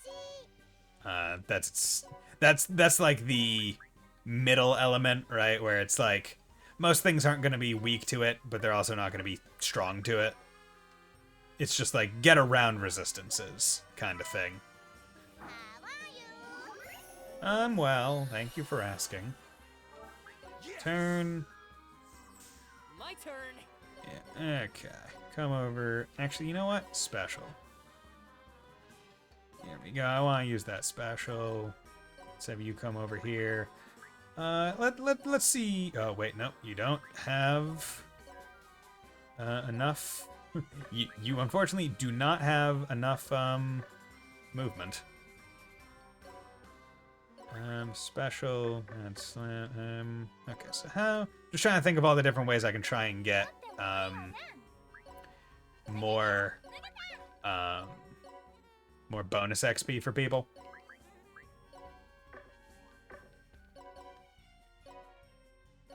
Because that's my main thing, right? Where I just want as much bonus XP as possible. Okay, I'll just move her and defend her. Okay, execute. For any barrage, just throw your knives. Throw the knives. Energy potion. Yep.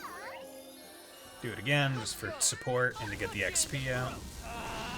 Punch. Teleport her. Dude, attacking through teleportation, love it. But yeah, like you do a fight, and if you do a whole bunch of bonus stuff, you get all these nice items, with the top item, the 9th one, usually being a decently good item. But you can only get it once. And they added that aspect, the only get it once, I think, in Disgaea 5. But yeah, oh god. And look at these characters in their, like, in their mascot suits. Samurai lady in the printing costume. Cool. See, the interesting thing about this is most of the previous games, the battle end art would all be in the same art style. But this one is different than the previous one. So I wonder if they got multiple artists to do things. But yeah, so throwing fiend, yep, through the most, destroy objects, destroy the most objects, yeah, I figured. Pull, support, most support skills. I knew that was a thing, that's why I had her use her special skill twice. Rusha, mover and shaker, move the most panels. That was why I moved her over. And also defended with her to see if I could get bonus defense. Zed, don't you think you've warmed up enough with all that fighting? Yes. I'm a zombie. Our bodies don't get warm. Also true. But that was definitely good practice for the god of destruction. Was it? Hey, Zed. Are you seriously planning to fight the god of destruction, dude? I'm glad to know that this random Prinny we just kind of like bumped into is now on a first name basis. Of course. That's the only reason I came to this Netherworld. Have you lost your mind, dude? No matter how strong you may be, fighting that god of destruction is insane. It's the strongest one in recorded history. It just shows up in every world and lays out total destruction, dude. Okay, and that's why we need to stop it. How many famous demon lords and overlords have challenged it, only to be defeated, dude? And they do make a distinction between Demon Lord and Overlord, and Majin in games like this as well. It's not a very clear distinction, but they do make a distinction. Shut up! I'm gonna take it down, no matter what! No matter what. Aren't you afraid of dying, dude? Believe it. Well, I am a zombie. Dying is pretty much what we do. This guy is no ordinary zombie. Maybe if I stick with him, I can get really strong too, dude. Okay, you know what? I like this Brenny. He's got ambition. Dude! What? Please let me be one of your vassals, dude! Yeah, and also the Disgaea games really like the word vassals. Like, I can't tell you how many times they say the word vassal in Disgaea 1. Not on your life. You didn't hesitate this time either! Come on, don't say that! Please, dude! We Prinnies are really handy, you know! We can cook, clean, do the laundry. You can even make us run errands, dude! So basically the idea with Prinnies is they are human souls of like sinners that are put into essentially a cloth penguin body to work in the Netherworld or Celestia for wages, whatever those may be, usually sardines or small pittances of hell, so that they can essentially pay off their sins and reincarnate and back into the human world. So, and that's what that little pouch on their stomach is for, to like hold their money that they'll pay off their sins with. If you accept my offer right now, I'll even throw in a year's supply of premium expired sardines, dude! Premium expired, damn. Why would I want something like that? Come on, Zed. Let the Prinny be your vassal. You'll do whatever it takes to defeat this god of destruction, right? Come on, we could always use a Prinny. Well, when it comes down to it, I'm sure you'll need the help of some companions, too. Fine, whatever. But if you don't pull your weight, you're getting tossed. Got it, dude! Thanks so much, Zed! You gained a Prinny vassal. A word, Zed. The skill shop is now available for use. The skill shop allows you to enhance your special skills, as well as learn new abilities. So what you mean is this skill shop thing will give me more power, right? What the hell am I waiting for, then? Yeah, so this is also a nice thing where they have merged the skill shop and the ability shop. Those used to be separate as well. Welcome, welcome. You can enhance skills and learn abilities here. Your abilities are special abilities that automatically activate during battle. Feel free to come by whenever you have a character who could use a boost. Everyone received 200 mana as a demo gift. Yeah, so basically, use mana to upgrade the skill. It'll usually increase the power and also increase the cost of it. In previous games, this was only done through using the skill more often and leveling it up. As you can see, there's like a skill XP. But in later entries, they added this system along with a... in some of the games, there's actually like a skill buy system where like instead of earning the weapon skills through combat and getting the weapon proficiency up, it would be you would have to get the weapon proficiency up and then also buy the skill with mana and then further increase the level of that skill with mana. So it seems like there's an enhanced power, weaken power in case because like if you enhance the power but make it so the SP is too much for you to reasonably use a lot, it's actually kind of worse. Because it's better to be able to use a skill 5 times than twice, even if the twice is more powerful. Because they give you a lot of enemies that you have to use them on. Weaken power is to kind of be like, oh, you accidentally did it? Okay, reverse. Enhanced proficiency. I'm curious as to what that specifically is. Okay, so specify a level. Like, how much do you want to increase it? Okay, that's good. Well, I'm going to increase it by 2. You got stronger. Yeah. Uber King. Yeah, I'm going to wait. Rusha. Yeah, I'm going to wait. Teleport Terror. This one's pretty good. I'm fine with enhancing that one fully. Matame, Mad Slam. Chances are that one's also going to be... Congratulations. Like, the monster characters usually only get a few moves, but they're usually stronger. Because in previous games, monster characters couldn't equip weapons, standard weapons. They could only equip monster weapons, which just gave them either more strength or more int. Yeah. So then we get Evilities. So most games, or most of them will have like unique Evilities or class-specific Evilities, and then general Evilities. 2 flat to hit. Increase evasion by 10% if this unit is a flat-chested female. Precocious Secret. Increase XP gain by 20% when level is below 1,000. Not bad. For early game, I presume. Super Jump. Increase jump power when controlling the UFC unit in the base. Okay. Gum Eater. Increase recovery effect of mint gum by 10,000%, though it won't become ABC gum. Alter sound effect. Yeah, okay. Yeah. So the first one is usually the unique one. This unit explodes. It explodes in straight lines of 5 panels. Temptation, 50% chance to inflict trauma when attacking normally. Increases lift range by 1. Longhorn, 30% chance to increase damage dealt by 100% when attacking normally.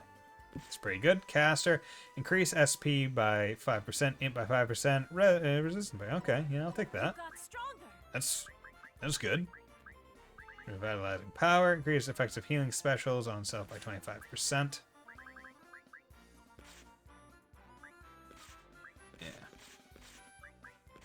Yeah, okay, so that's good. Then there's Convert Evility. Basically, I believe you can take Evilities and convert them back into mana, or you can convert the... use mana to create secret soul from learned ability. So basically, if you have an ability on someone that you want to give to someone else, you can turn into a scroll and use it on them. I don't want that. You're always welcome. Or I don't want to do that right now, but that's what it is. Okay, so character, abilities. So you do need to equip the abilities, and there are these costs. So that way you can't just, like, equip whatever you want and overpower yourself super hard with a whole bunch of passives. But some, the more useful ones are generally more expensive. Like this, just 30% more damage. Whereas, like, some of the less useful ones generally tend to be cheaper. Okay, so I think 3 save files is good. I think I'll probably just rotate those. By the way, where even is this place, dude? This is a pocket netherworld I created in the 4th dimension. From here, we can travel wherever we want, whenever we want. You could call it a base of sorts. How a mutt like you manages to pull off crap like this, I'll never get. That's amazing, dude! Seriously, you're just like the Hellhound of legend! Oh, this was hardly anything, really. I may be a canine now, but my past self was a sage of some repute, I'll have you know. So now I've got a mutt and a penguin, huh? It's like I'm running a zoo in here or something. Don't even think about charging admission for us. You can find your battle funds elsewhere. Yeah, we're not your public exhibition material, dude. Chill out, I wasn't thinking that at all. I mean, seriously, who the hell would bother paying up to see you? Excuse me? Are you trying to say that we don't have any appeal? Take it back! Me and Cerberus would bring in the hell like no one's business, dude! What, now you want to get put on display? Make your damn minds up already. Come on, you're giving mixed messages, brah. Oh yeah, what, His name is Ben. Status. Does he have a specific unit? Oh, they explode can't be talked into doing anything. Demerits, yeah, okay. Not gonna use them, but... Are you really a zombie, Zed? I mean, aren't they supposed to be all weak and pathetic, dude? Well, yeah, even I had to deal with being an outcast way back when. That said, aren't you printies treated pretty damn awfully yourselves? Oh, finally someone asked, dude! We have to work 22 hours a day and overtime on top, dude! Plus our sardine salary's been illegally deducted from fresh to dried. That's life on the bottom rung for you. Gets me right in this rotten heart of mine. Us zombies are no stranger to that, though. I've been trotted on just as much as you printies. What'd they do to you? Tell me, dude, I gotta know! So a while back, zombie extract was all the rage. Got talked up as a new miracle beauty product. I ended up captured and simmered on medium heat for 72 hours to draw the stock out of me. But it gets worse. The second they found out it was all a hoax, they chucked me into a river, pot and all. That's terrible! Now your chance to get payback some, dude! Nah, that crap's behind me.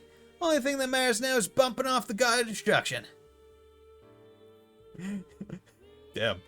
See, I like this, because like this is one of the few protagonists that's almost kind to printies. Like, most of the Disgaea protagonists or main characters are just absolute assholes to printies. Like, Killia, kinda kind to them in 5.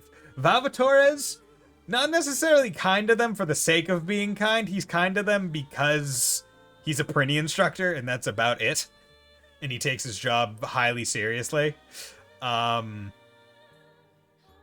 Adele is he's more neutral to them. He doesn't really do anything kind to printies.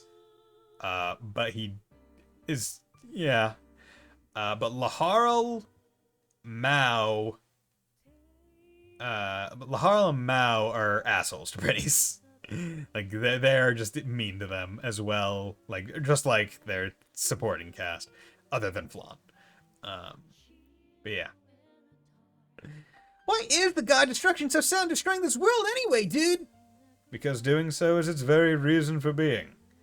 The god of destruction will show up in any and every world, all for the sole express purpose of tearing them down. Destruction is all it knows.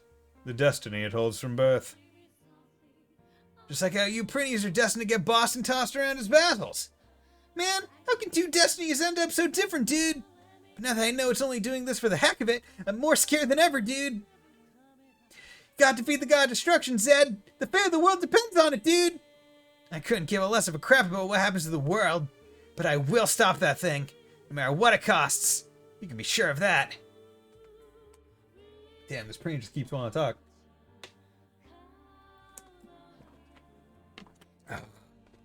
Yeah, yeet. Hey Zed, how did a lowly zombie like you get so strong, dude? You calling me lonely? Sorry, I meant, how did an ordinary zombie like you get so strong? It's not like you started that way, right, dude? Yeah, that's right.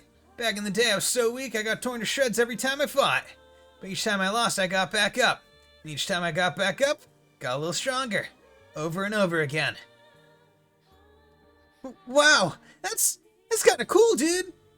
Even when I found myself in a giant basket steamer, and that time I got sliced and diced, I never gave in. Not even when I got pickled in vinegar and brine. or the time I got skewered and grilled. Ted, I think they were making you into a full-course meal there, dude. Either way, the point is you never give up until you win. Never give up until you win, huh? You've got a good head on your shoulders, dude. Still, most people would break eventually, dude. How did you manage to keep going without skipping a beat, Zed? Well, because my heart doesn't beat anyway, duh. Toughing things out is just what we zombies do. You really are cool, dude! So incredible! So electrifying! Like, I really like the code Zed's gym. Just like, fucking get knocked down, get back up. Never give up. If your goal has not been achieved, then keep going. Oh, we're in the day shop. There are all sorts of records available. You can see all the shines. You can collect so far. But the go and explore a whole bunch of different worlds to try to collect everything. Yeah, so this is just like a completion thing where it's like, hey, look at all the item, nether record, yeah, a whole bunch of things, trophy records. So this one trophy. So this was added, because basically the game's released on Switch, and Switch doesn't have a native trophy system, so they added this in the complete edition of Disgaea 5, which is the first Disgaea game on a Nintendo system since Disgaea DS.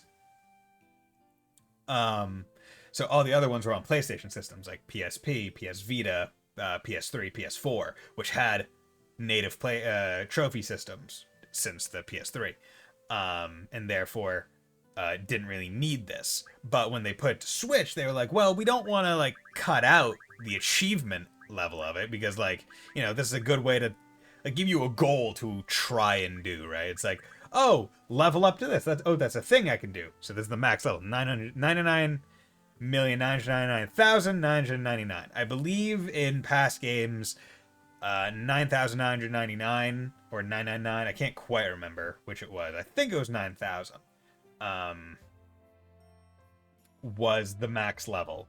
So this game just kind of jacks everything up by like a scale of like a couple thousand. But yeah, it's one of those things. Get 50 one-time bonuses in your first playthrough. Unlock all character classes and ranks. Own over 10 billion hell.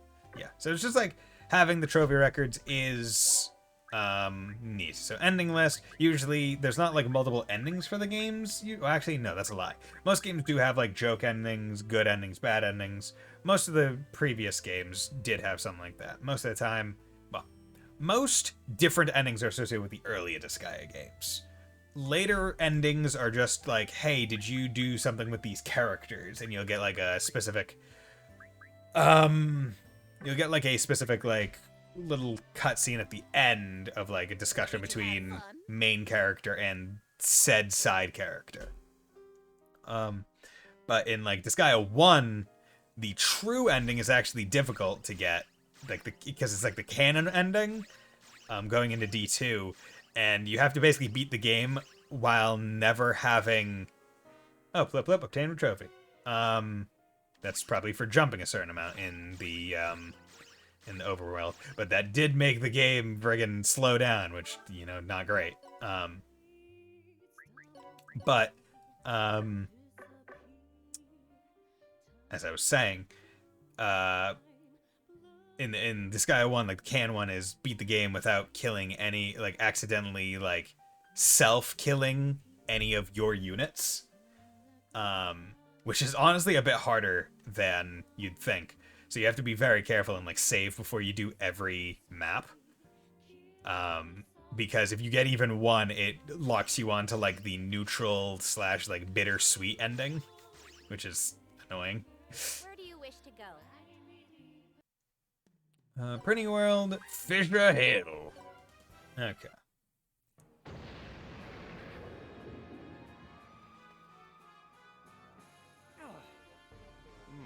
The god of destruction finally decided to show up. Oh, yes, indeed. Hey, Prinny! Looks like you get to regret becoming my vassal already. Oh, he's big. Kind of generic face, and like his armor and stuff is cool, but in terms of his like head, it's kind of just like generic. Like shadowed face with like glowing eyes, slicked back Super Saiyan hair. Whoa! It's here, dude! The god of destruction. It's been a long road, but our fight ends here, today. Here we go! The final battle! In the prologue. Who's ready? 99? Okay. You know what? He might be doable. Looks like it's finally time! Actually, I'll blow him to pieces! here's what I'm gonna do. Gonna take... What's my name? What's my name? You... And... I'm gonna eat you, dude! You. And then I'm gonna take out Zed. It's finally time! I'll lift Zed. Gonna throw Zed. There. He is now going to be within range to do his Thunder Rush. Then I'm going to take Watame out, lift Watame, throw Watame, and have her come out over here. Mad Slam, side attack. And then for the king. See, I believe her special attack is far enough, yeah, to get hit in, so don't need to worry about her. You are not going to be able to hit them. Basically, I need to use these more to get the range up, but that can wait. So how do I want to do this? Do I want Tort? So I can do Tort to do Teleport Star over to there. And then what I can do is have John come out. Take out Rusha. Lift her. Throw her there. Move over to there because I know that's not within range. Shrink step. Do that. Then I'll have Pole come out. And then she's just going to do Energy Potion again because that's just a good thing to do. Bonus list. Oh yeah, I forgot to check the bonus things that I picked up before. One thing you can do is you can't just go into your item stuff afterwards. So this is 6,000. Bewitched Axe, 6,500. So I don't know if that's all that great. I think it's decently good. But you can't equip yourself. Like, you can change your equipment in the middle of a battle, which is always nice. I like games that have that, because games where it's like, oh no, you just have a bad equip set for this battle, so you need to lose to come back, or else you're going to be fighting at a disadvantage, always kind of sucks. But, let's do it. My turn. Probably should have looked at his status and stuff as the God of Destruction to see what it, what, like, his thing said. I like how he's just so big that any of the cutscenes kind of look ridiculous with him. Like, he is just that large.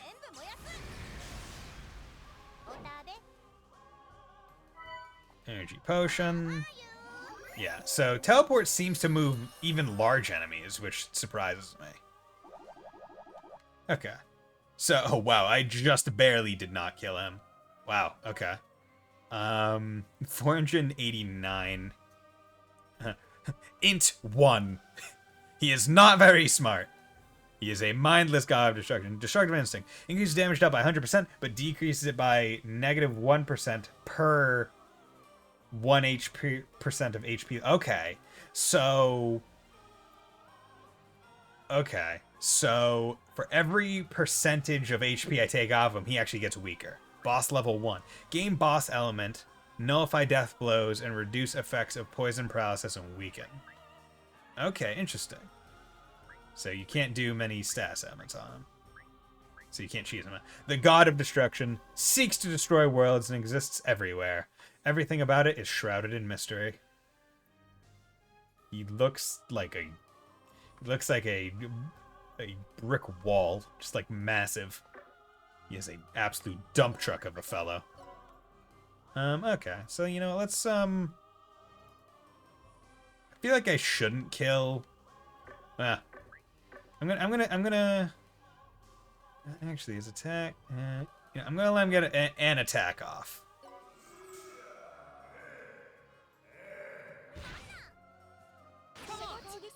Oh, just counter. Okay. Kill on the counter. Okay, I'll take that.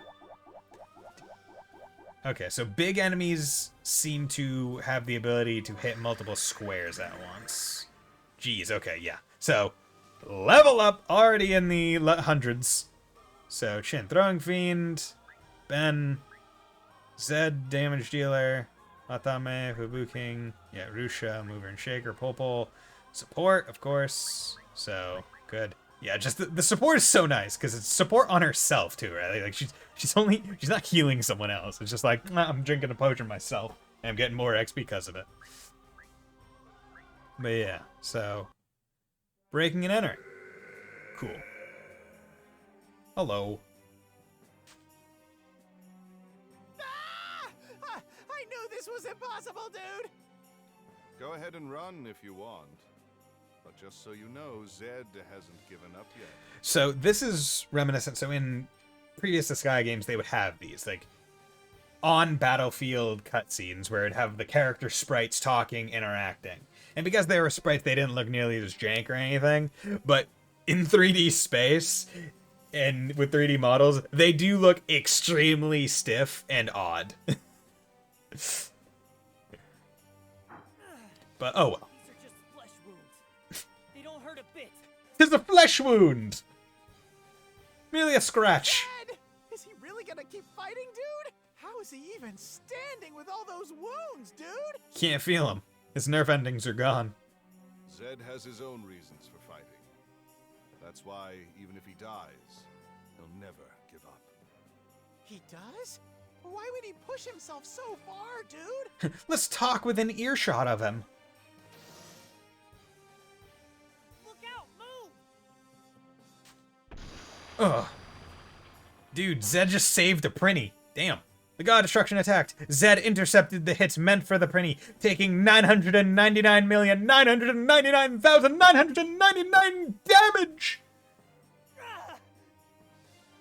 Zed! You took that hit for me, dude! Don't get the wrong idea. This rotten body of mine just acted on its own. I can't afford to lose. I gotta get stronger. Stronger. Stronger. Stronger. Stronger! Stronger! I do like how you can just see Cerberus's nutsack. Just you. Again from behind. Funny. Sure as hell ain't giving up. Who's that? Hey. Just you wait, Biko. I sure as hell ain't giving up. Biko. Just you wait, Biko. I sure as hell ain't giving up. Biko. Yeah, because he has a sister who's also a zombie. So, zombie ko. Ko is usually just a generic female name ender. Oh, look at that cute child. She has 2 horns. Zed has died. Game over. What? You're really throwing at this at me? Or is that just the general chapter end scheme? I see. So you fought the God of Destruction and suffered a crushing defeat. Wait a minute! You lost? You said you killed him! Only you would have such a sharp eye for detail, Overlord Ivar. Yes, well, of course. Wait a minute! You can't fool me with your compliments! You fought the strongest God of Destruction head-on? Risked your life for a Prinny? This is nonsense. And to top it great. all off, you didn't even defeat the God of Destruction! You wretched liar! Well, if you didn't interrupt me, I had more to say. There is more to the game. I'm not lying. There's no use trying to get out of it. Your lies have been proven. I shall put you to death on this very spot. Huh? Wait a moment. You said you were killed by the God of Destruction. All great. Also, Then how are you alive right now? also true. Looks like you finally realized. Ah, I see. Now I get it. This can only mean That you lied about the entire thing? you're a ghost, aren't you? The big old evil spirit! Rest in peace! Rest in peace! Be gone! See, the funniest thing is, in previous Disgaea games, there were spirit, or ghost enemy types, or, like, generic character types that you could play as, but, between Disgaea games, a lot of the monster units have since been, like, swapped out, replaced, and stuff. Like, there used to be, like, jack-o'-lantern enemy types that would, like, stab people, and other things. But it's always neat when you see, like, what new monster type enemies show up and what new humanoid type character creation things show up as well. It's a little spice of life. Like in this game, the crab character new, the cowgirl one new, or they're called Evil-Eye, but they're literally just the cowgirl. Not the android girl. Those I think were, or like a version of them was previous, but just didn't look like that. I think the sage is new, the one that teleports and hits. Yeah, those are some of the new ones. Dumbass. Oh yeah. That's not it? Then how, may I ask, are you still alive at this very moment? Well, one, he's a zombie. He's not alive. Overlord Ivar, it seems you may not be aware, but there exists a spell that can supersede even death. What did you say? A spell that supersedes death? What did you say? The exact word that you just said? Very Japanese thing in, like, most games. Because, like, the repetition of, like, is this what you said? Or, like, the disbelief at that way, that's what you said. But in English, I feel like that doesn't translate nearly as well in English. Because if you say something exactly the same as what was said to you, it's almost like, I wasn't paying attention, or, like, I'm being disrespectful to you. Not, like, necessarily confirming. It's usually like, huh, what? Oh, sorry, can you repeat that? Not, like, oh, are these the exact words you said? Yeah, that's right. It's called Super Reincarnation. Super Reincarnation, what? Is that what Buddha did? Episode 1, end. Most Disgaea games have, like, between 12 and, like, 15. Zen learned the ability Defy the Strong. Fuck the strong. Just beat the shit out of them. Previously on Disgaea 6. Okay, interesting. Super reincarnated Zed and company found themselves in a brand new world. Yes.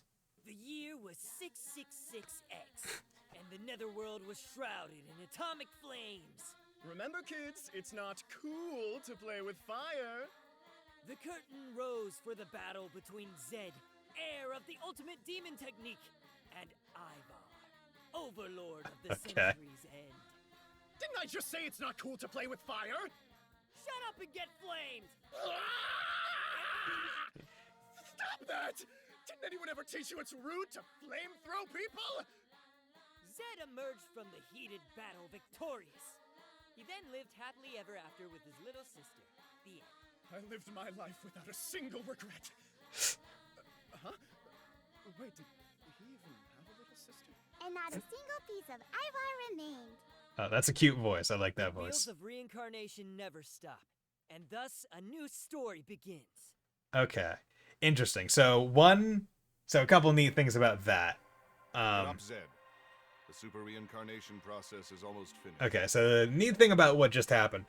Previous Disgaea games, they all have previews of the next chapter. And it'll be a spoof, usually. Like, next chapter! So-and-so does a spoof off of some movie type or whatever.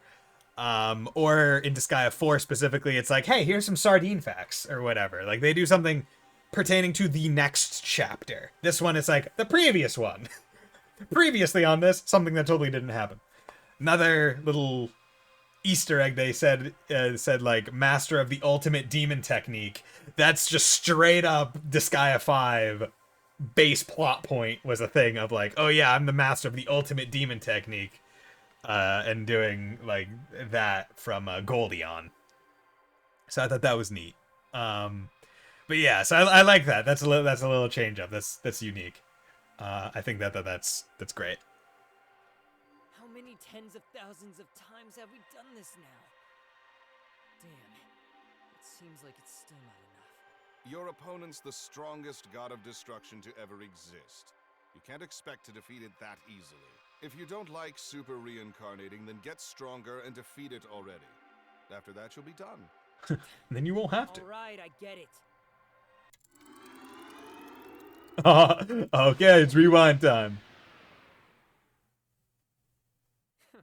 This world is pretty flashy. I never could have imagined a place like this growing up in the graveyard. So does super reincarnating just like randomly place him in a netherworld?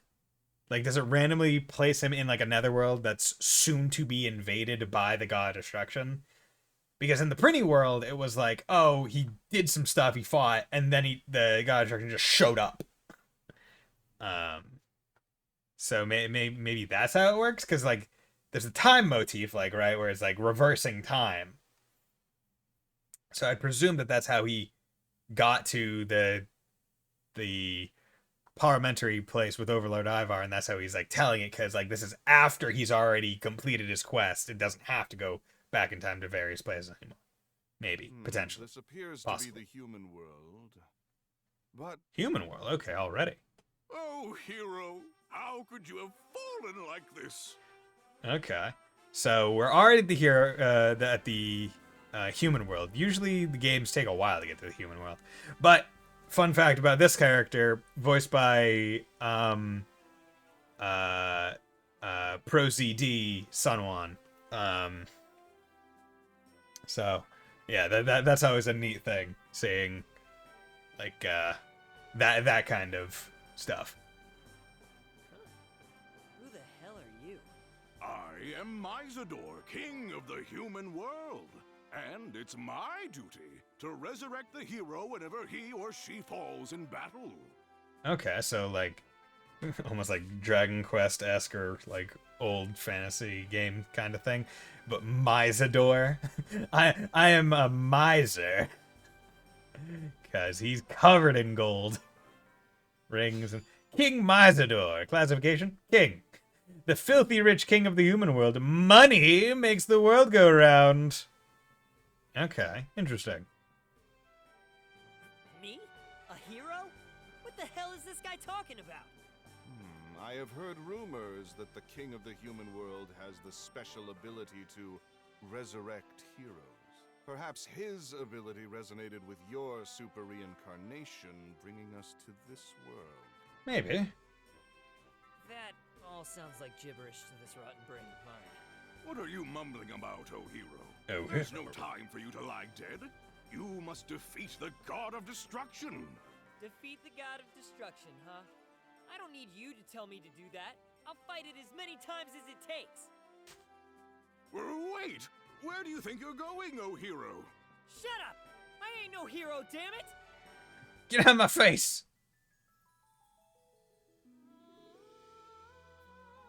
Okay. Episode 2. The King and the Hero. We got some like operetta going on. Nice. Ugh. But yeah, I have also been playing Fire Emblem Three Hopes. It's been pretty good. It's been pretty good. I'm not too far into it, but I already like the direction the game itself is taking in terms of like narrative and stuff. So I'm excited to see where it goes. Although it's kind of funny with like how often I stream and like the free days that I have, I honestly don't play games very often not on stream. So it's like, damn it. Because like on Tuesday when I'm not streaming, I'm usually playing games with friends. Right now, Borderlands pre-sequel. So usually on Thursday is like, okay, that's a day that I can play whatever game I want. But that'll also be a day where I might go grocery shopping, take time out of that, and then it's like, okay, well, pre-stream on Saturday I might play some games, but I also don't want to like wear myself out. And then Sunday, and it's like, okay, cool, I can play, but I also can't play too late because I got work on Monday. So it's like I can't get through games nearly as fast, and boy howdy, our JRPG is going to be coming out in the next several months that will require me to play decent amounts if I want to play them at release. I think what might happen is, like, I might just have to be like, you know what, I'm not going to be buying some of these games at release, and I'm just going to get to them when I get to them, keep a list, and buy them later. Because I'm not going to be able to play them all through at release. But, a word, Zed. You can now super reincarnate from the Dark Assembly. Currently, whenever you die to the God of Destruction, you automatically super reincarnate into a new world. As of now, however, I've added the ability to reincarnate whenever you like, without having to die. Yeah, right. the tears of having so much to play. I mean, you're playing through all the Xenoblades, Fontana, so I mean, like, if you're still on Xenoblade X, and you have to get through Xenoblade 2, and then the Torna DLC stuff, like, yeah, like, Xenoblade 3 is gonna be out by the time you get through all of that, if you're 100% completing them all. So, you know my pain. You know it. Oh yeah? Sounds pretty useful. Upon super reincarnating at the Dark Assembly, your level will reset to 1. Wait, seriously? Wherever your mana will reset to 0. What a joke. It's gonna be like fall probably by the time I hit 3. Yeah.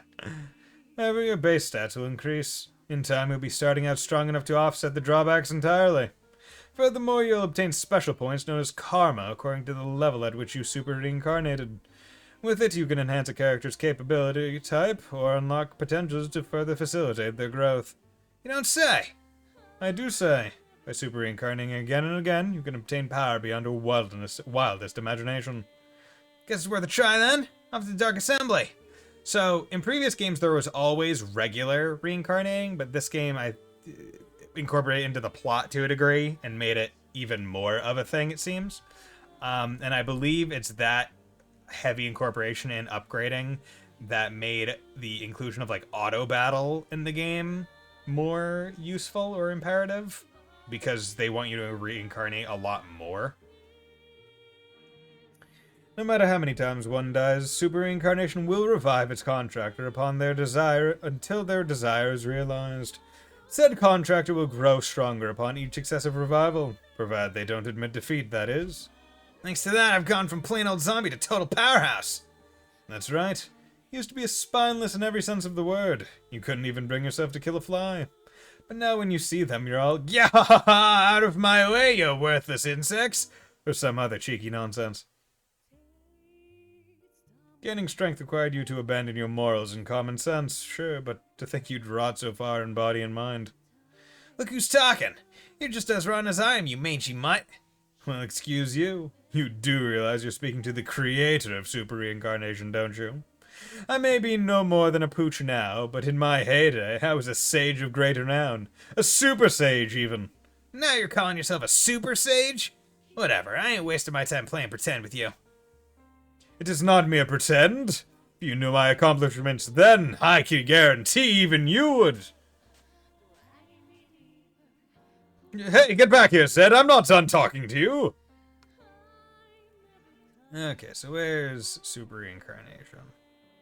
Dark Assembly, is it under... It's under the Dark Assembly.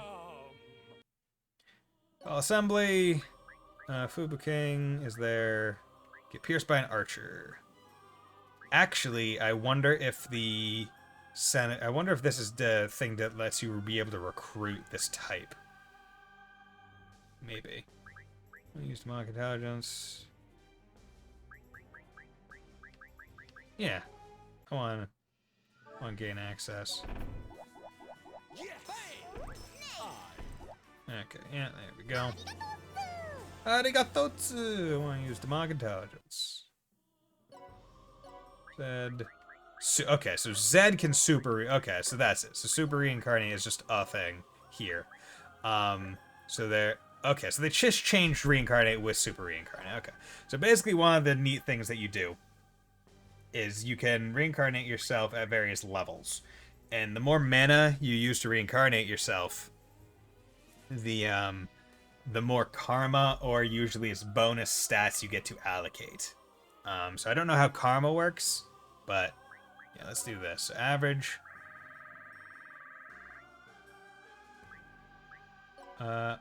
Okay, so you can use the... Okay.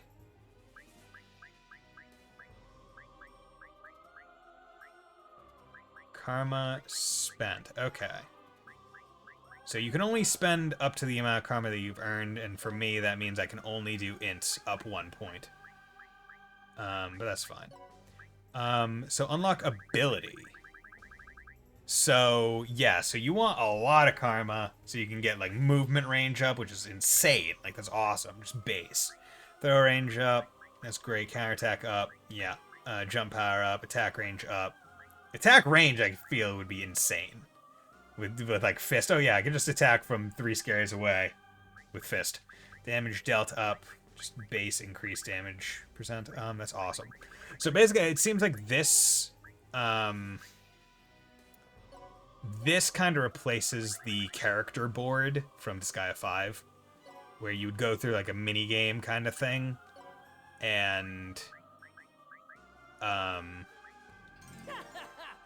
even stronger. ability acquired, handicap, Return anytime you wish. and that would essentially a word, Zed. In preparation for the harsh battles to come, I've set up the demonic intelligence feature for you. Demonic intelligence. Sure, Demonic Intelligence, DI Demonic Intelligence is a system that sets your allies' behavior when auto-battling, okay? For example, attacking whenever possible or healing when their HP is running low or prioritizing chests above all else. Such actions and more can be set in detail and individually for each unit at that, hence DI rather than Aeon. Well, would you like to give it a try? Let's do it, sure. Then let us begin by creating the most simple DI there is. Attack nearby enemies with normal attacks. Man, that's really simple. First, select a character and begin editing their DI. Character... Okay, easy. DI1. Edit. Okay.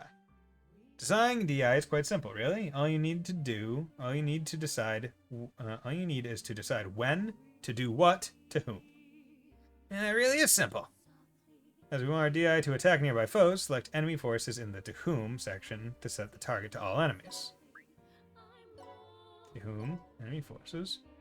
Now, in the do what section, select move toward target, or in our case, closest enemy. Do what? Okay. Toward target. Finally, return to the do what section and select normal attack. The character will now automatically strike the enemy. Bear in mind that a command chain must end in an action from the do what section, or the DI will fail to function. So if you don't tell do what to do something, it won't do anything. Yeah, that checks out. I can see that this is becoming very complex. And there you have it. Our DI to attack nearby enemies with normal attacks is now complete. Huh, that wasn't so hard after all. Even me and my rotten brain could figure it out. Before finishing up, don't forget to save the DI you've created.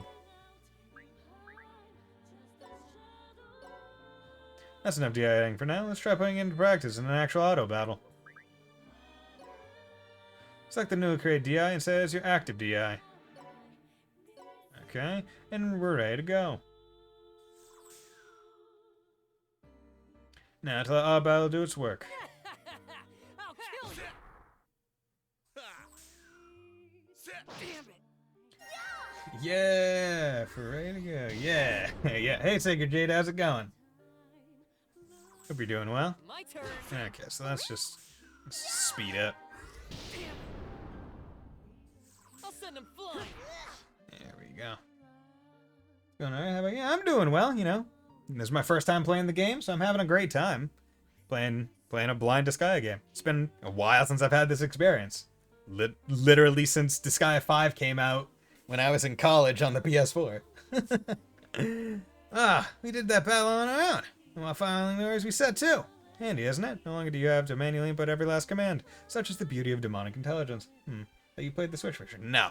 I skipped on the Switch version because I figured with the switch to 3D, it may not have been able to run that well. So I was like, I know this, like every Disgaea game is getting a complete version at this point. Now all we're waiting for is Disgaea 3 complete and Disgaea, well, Yeah, we're waiting for Disgaea 3 complete and Disgaea D2 complete. And it's up in the air whether or not Disgaea 2 will get a complete version because it's already on PC. But yeah. But yeah, so I just figured, you know, I'll wait for the Steam version. And while I think it's a bit pricey because it's $70 for the Steam version right now, it was a sub goal that got met for it. So I was like, you know what? I gotta do it. I gotta follow the thing that I said I would do. I'm a man of my word. And also, I can expense it because I'm playing on stream. So, yay! Okay, so handy, isn't it? No longer do you have to manually input every last command. Such the beauty of demonic intelligence. If by chance an auto battle stops midway, it's safe to assume that there was some sort of issue with the DI setup. Hell, you mean this stuff can mess up? No need to worry, Zed. I've taken the liberty of preparing a few preset DIs for newcomers like yourself. Oh yeah? You got this stuff covered, huh, Cerberus? I provide you with 3 predefined types: all-out attack, heal when in danger, and prioritize chests. You can copy them into templates to alter and rearrange to your liking if you so wish. If you can't win a battle through auto battle, either switch to manually controlling your characters, or start customizing your demonic intelligence is better, right? Precisely. Now then, I wish you the best of luck. Okay, so you know what? Let's try. It's demonic intelligence. DI2. Edit. So when my HP. Okay. So to whom enemy forces do what? I want to use an attack special. Train that. Enemy forces.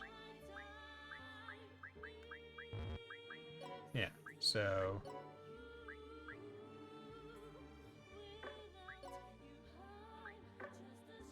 To whom? Enemy forces. Yeah, nearest unit. Yeah. And I'll save that. Menu. Quit. And now I'll set that as an active. Copy it. Paste. Paste. Paste. Paste. Paste. Okay. And then... Okay. Because I want to check this out. So, you don't want to move within range of the enemy forces? Is that... Because am I wrong in assuming that you have to denote that? Because I thought... To whom? Like, just near... Because I thought if it was to whom, just nearest unit. Or, oh wait, not nearest unit. Enemy forces. Has to be enemy. Otherwise, it might just attack. When... Do what? Move toward target. Okay. Do what? Use an attack. Okay.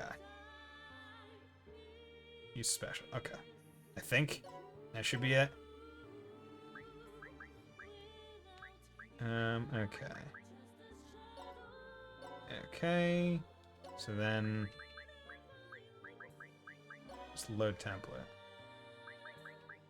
Oh, present item world gates. Okay, that'll be useful. Net settings, order of action 20. Attack ally, no, okay. Enter allies attacking.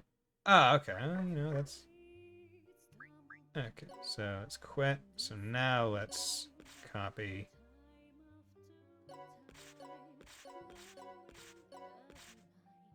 Okay, so I was actually copy pasting it, because you can just hit the pad button. Okay, so let's go... I'm gonna super reincarnate all the people I use. So I am using the Hololive DLC characters, but that's because they're all generic enemy types anyway. So I don't feel bad doing that. Current color, yeah. Invader. Rusha, Super Incarnate, Skilled. Defense, current color. Tort. Super Incarnate. At least get a little bit. Doesn't really do anything, but just doing it for the sake. Tort. Otame. Super Incarnate. Oh wow, okay, you get to average easy. Int. Current. Okay, and then Popol. Super Incarnate. But I'm presuming that you've played this game, Sacred Jade? You know what, we'll do HP. Seal Betrayal. Okay. Finished with your business? Okay, so let's come over here, because I want to check out the abilities unlocked. Handicap. When attacking, lower level targets will survive fail damage 1 HP. Indeed, play the switch version. Okay. How'd you like it? Not to spoil anything, but if you were to put it into your ranking of Disgaea games, where would you put it? Disgaea, yeah, okay, sure, I'll take that. Increase stats by fit when. Okay, you know, we'll take that. Archaeologist, okay, cool. Archaeologist, cool. Tense mean guy, attack growth by 4%. Fuck yeah, I'll take that. Awesome. Seal Betrayal, death below ally unit. Okay, well, not sure I like that. Okay. Oh wait, okay. I like Disgaea 1, 4, and 5. Okay. Okay. That's pretty good. I think 4 and 5 set a high bar, and 1. I feel like 1 has just like at least for me, right? Like, Disgaea 1 was the first Disgaea game I ever played, so on DS. So it just holds a special place. Also, the story's honestly pretty good in that one. So yeah, I can definitely see that. Follow me. This is a dimensional game, yeah. Okay, so we go to the world of humans ruled by their wealthiest of all, their Novurishk king. Okay, one-time bonus available. So I do this, right? Okay.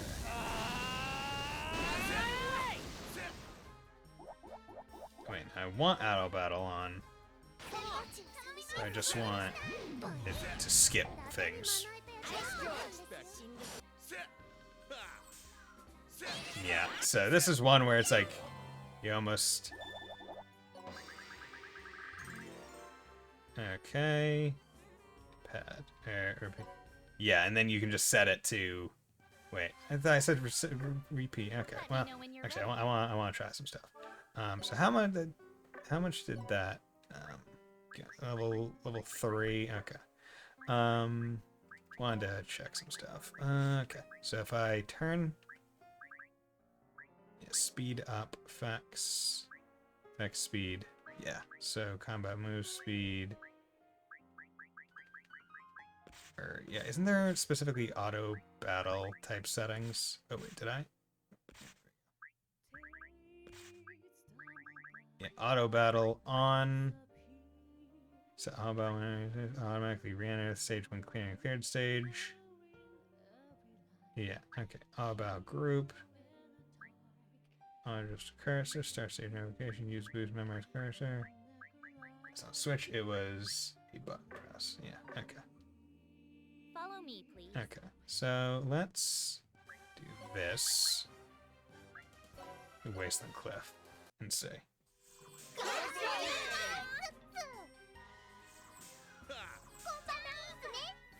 See, I almost thought that the auto battle just happened in the background and you didn't have to wait for things to go. My turn.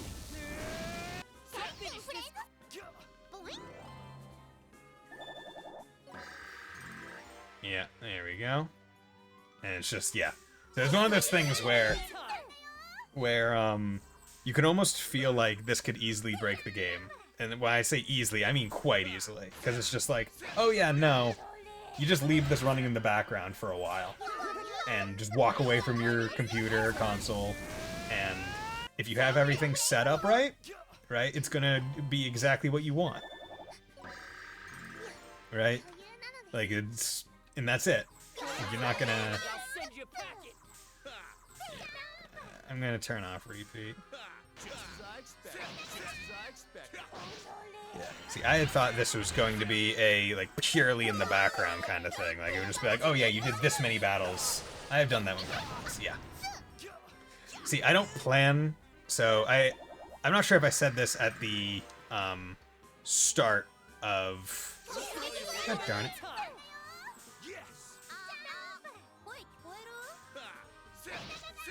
Okay. Wait. God damn it. I want auto battle. So I don't know if I said this when I started the stream, but I don't plan, like, I knew that this was a thing, but I don't plan to use this obscenely, because I don't want the game to be stupid easy. So I plan to only use it sparingly, or if I feel like I need it. I want that to be very clear. Your special skills here. So yeah. So unfortunately, don't really have much mana because the enemies I was fighting aren't very strong. But that's what you use the cheat shop and all the other stuff for. But in terms of stats, if you're grinding levels in post game, you're gonna need it badly. Yeah. But as I've said before, I don't usually engage with a lot of the Disgaea post game content. Just because a lot of the games that I play purely for just the story, and once the story's done, I feel a lot less desire to continue playing. Not that Disgaea isn't just a fun game to play, but I have personally never found all that much enjoyment in, like, the grind at the super high levels to beat the super boss.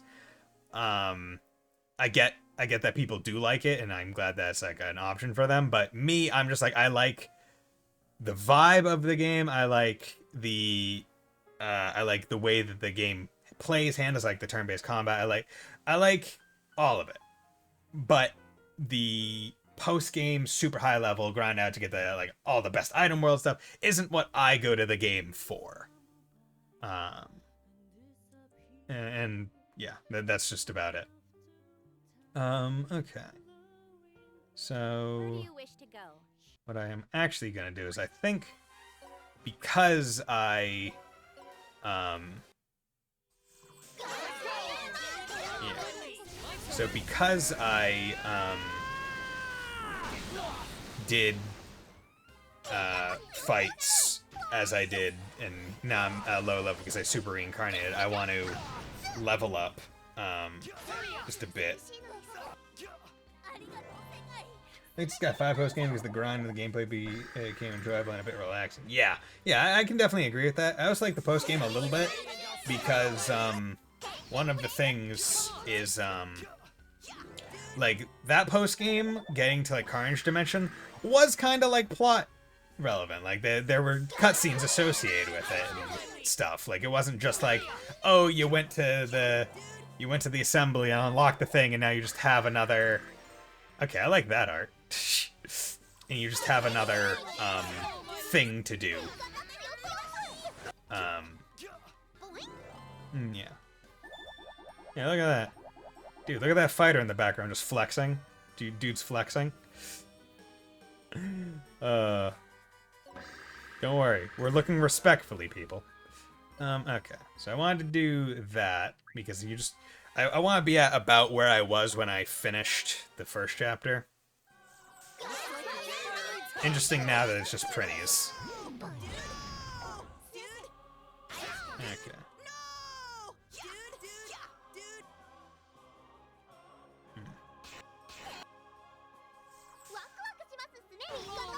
There we go.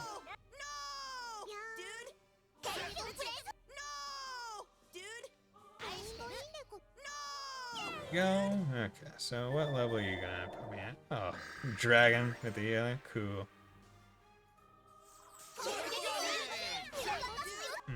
So, the reason why I wanted to set up the DI as I did was because I wanted to level up the skills of my units specifically.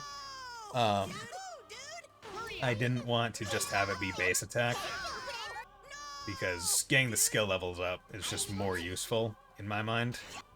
So that's why I wanted to set it to that. Okay. Go, auto battle off. Okay, so I'd say I'm at a pretty good level. I don't think I need to be in necessarily the hundreds. Okay. Let me know when you're ready. Of course, I could have made that a little bit more efficient by doing cheat shop, but oh well. Really do like that radial menu. I think it's great. Yeah, you also don't get a lot of, you don't get a lot of mana. Unfortunately. Live and learn. Yeah. Yep. Learn ability. Did the new abilities unlock? No. Okay. You're always welcome. I am always welcome. That's good to know. General store, what's new? Okay, cool. Yeah, and because I used the DLC to get Zed's base weapon at level 1, it's still pretty darn strong. I don't think it scales with my level. If it does, that's kind of going against what I thought it did. But I don't think it does. But it's strong enough right now to... I was hoping to just kind of like level out of it. But, you know, it's level...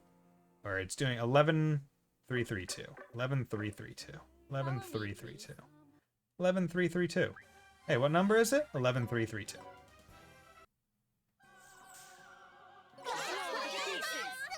Yeah, come on. 11,332. It's 11,332.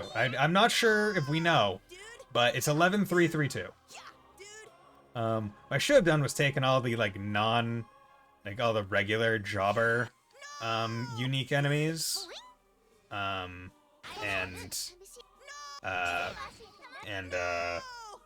taken them out of the like party or group. That way they're not also coming out and wasting time and turns. Okay, so here we go. Did you forget something? Moving out. Getting out. Okay, so Zed equipment 11,332. Okay, so it's not going up with my level. I think I got one level there on Zed. But that's good to know. Because I didn't want it to be going up with my level. It's only there to kind of save money at this start of the game. Power belt, yeah, slippers. Feetwear are the best things in Disgaea. Because they increase your movements. Increase your movement range. In games like this, Fire Emblem, Luminous Arc, like, movement range is king. So the fact that you can just the fact that you can put on three slippers and add 3 movement to your character is great. I want that to be very well known, because like being able to move far in games like this isometric map based games, very important. But okay, so did all that. So, you know what, let's do the first map of the human world, and that's probably where I'm gonna call it, because I'll have been alive for about just over 3 hours. Having trouble with Disgaea 4 and movement boosts? Yeah, I think it takes a while for shoes to unlock in Disgaea 4, if I remember right. Set out. Throne room. Time to go talk to Pro ZD. I command you to wait. Wait. What is it now? And I told you, I'm not a hero. I'm just the protagonist. Nonsense. Please, listen to what I have to say. This world is currently imperiled by the god of destruction. We must rely on your strength. Now, take this stick and $500 and set off on your journey to save the world. Yeah. Hey, hero that's meant to save the world, we're not going to give you all the best equipment. Here's a sword that you would give to any common soldier, and some money. Well, not only that, but there's an X dimension stage that requires huge amounts of movements on a single turn, and I'm seriously struggling with it. The struggle is real. Ah, yeah. Okay. Yeah, like special maps definitely require it. Because those ones usually like you have to chain together throws and then have the last person have an insane amount of move. And usually that last person has to be a monster character because those are the units that can go through enemies. It's like, remember, I think I tried to have Desco have like 9 or 10 move. The last X-Dimension stage that I need to complete. Okay, I don't think I really engaged with X-Dimension stages all that much in Sky 4 because, once again, I don't do a lot of the optional stuff. But Do you seriously think you can defeat the god of destruction with a stick and $500? Wow, you're something else. God, I love Cerberus. A stick and $500 is way more than some zombie brat deserves. Don't waste your time with a chump like him. Come on, let's get going, Cerberus. Wait! Oh, hero! In that case, how about this?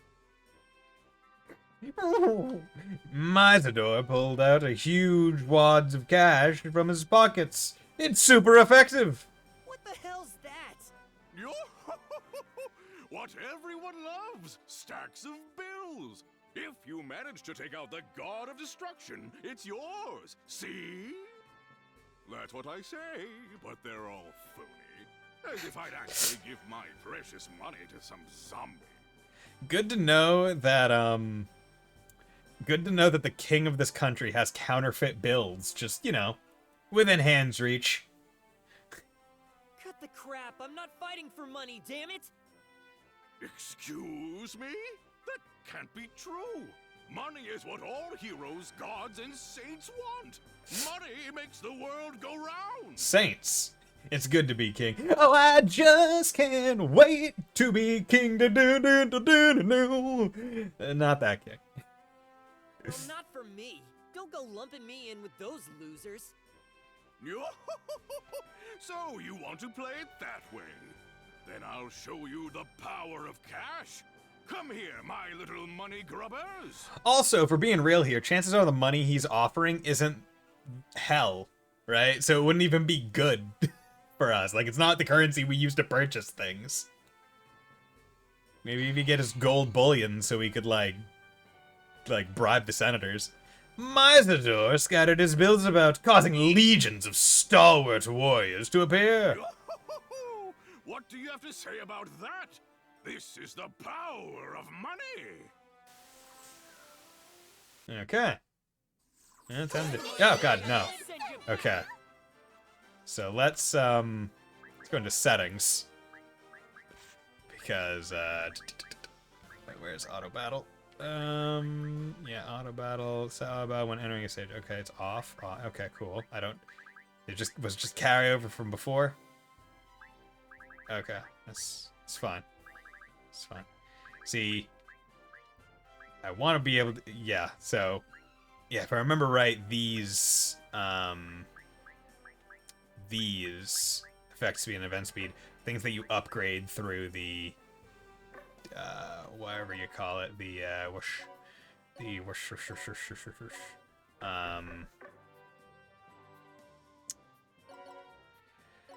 assembly. That's it. That's the word.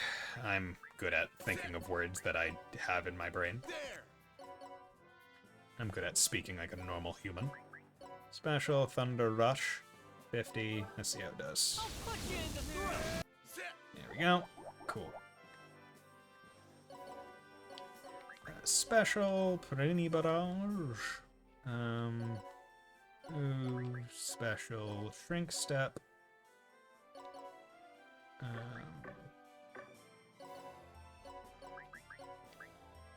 Lift, throw.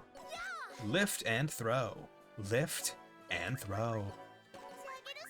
Lift and throw. Say it with me, boys. Lift and throw. Have you tried to tackle anything with the juice bar yet?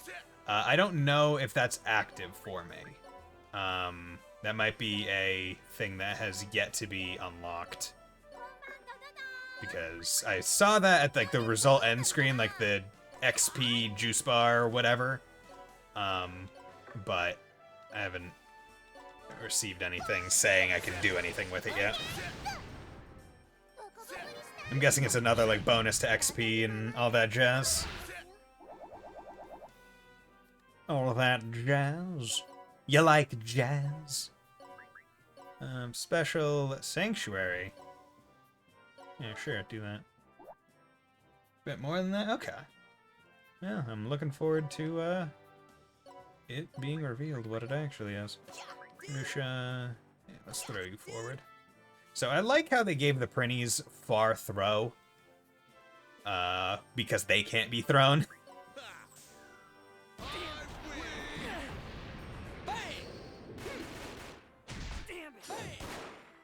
Nice. I see. I'm Yuri Lowenthal. Counter. Get countered! Okay, so... yeah, I would like to give you heal, but I don't think I can. Dandarashi. You know what, we're just gonna do base attack on you, and... Buki, you come over here, lift Watame.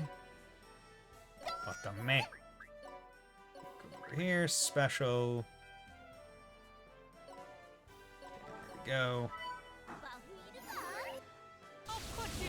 Rush. I keep forgetting that the punch rush pushes enemies. There we go. Kick! There we go. Good. Don't worry about it, YouTube. This is totally family-friendly and safe. Yeah, because I saw, like, Juice Bar EXP stock, Juice Bar Mana stock. So, I wonder, if it's not like how I described it, is it more like every battle you do kind of opens up, or, like, stores an extra surplus of XP and mana in, like, these juice bar things, and you can be like, oh, I want this character to go to the juice bar and drink it, and give them the stuff that's stocked up, maybe? Once again, I'm just waiting for the actual tutorial, but, yeah, maybe that's what it is? Because it says stock. Usually that means, like, stocking up, building up like a stockpile. Die, die, die!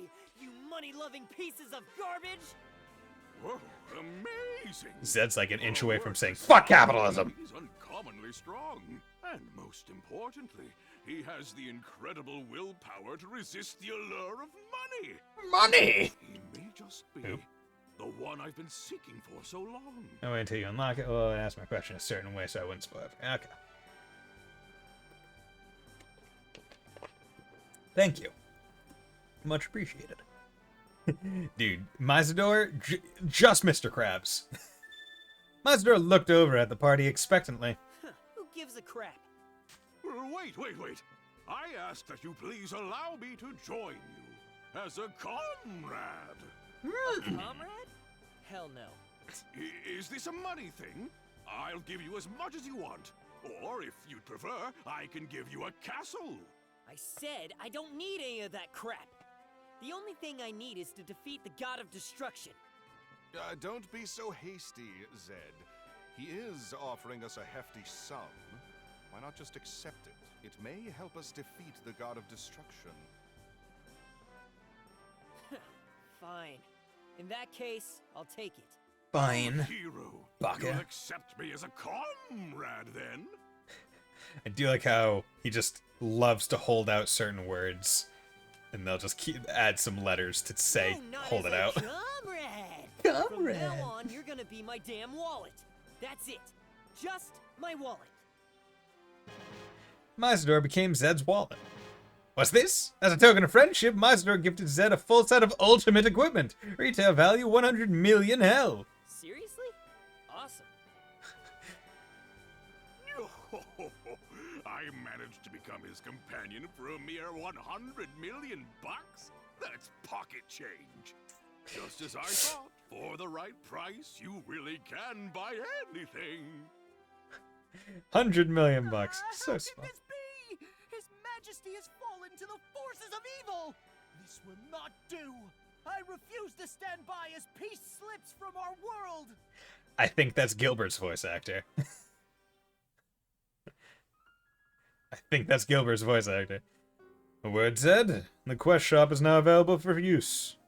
At the quest shop, you can accept a wide variety of jobs and requests, and this is probably how we're going to unlock units and stuff to make the assembly. Complete one and you'll receive a reward according to the task. Completing certain requests can even increase the types of classes and monsters available to create the Dark Assembly. Yes. I've prepared one such quest that unlocks the Thief class for you. Perhaps you could start by giving it a try. The quest shop, huh? Alright, you're on! Okay. So, Mizador became... Oh god, what the fuck? Mizador. Level 200, okay. King of the Human World, richest man alive, he believes money solves everything. Has a... special something. Equipment, golden hatchet. Cotton bandana. And, yeah, whatever, I'll just leave him. Okay. Actually, no, I want to check out his Evilities. Millionaire Monarch. Increase stats by 5% per digit of HL owned. Okay. Per digit. So, get up into the billions is better.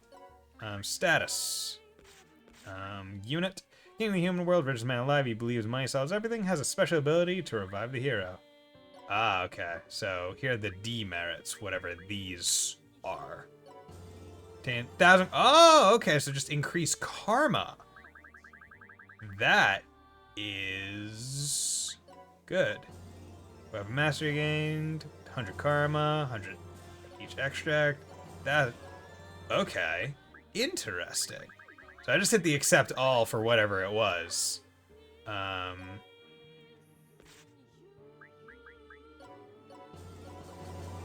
Okay, so that's definitely good. So the question is it karma for this character, or is it just in general? I would imagine it's for this character in particular. Hey, who likes the sound of that?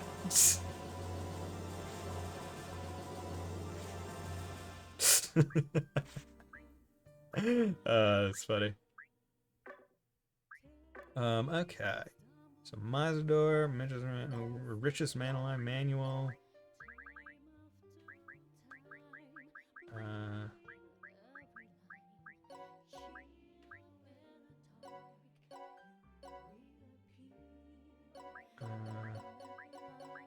I know in previous games there used to be a way to,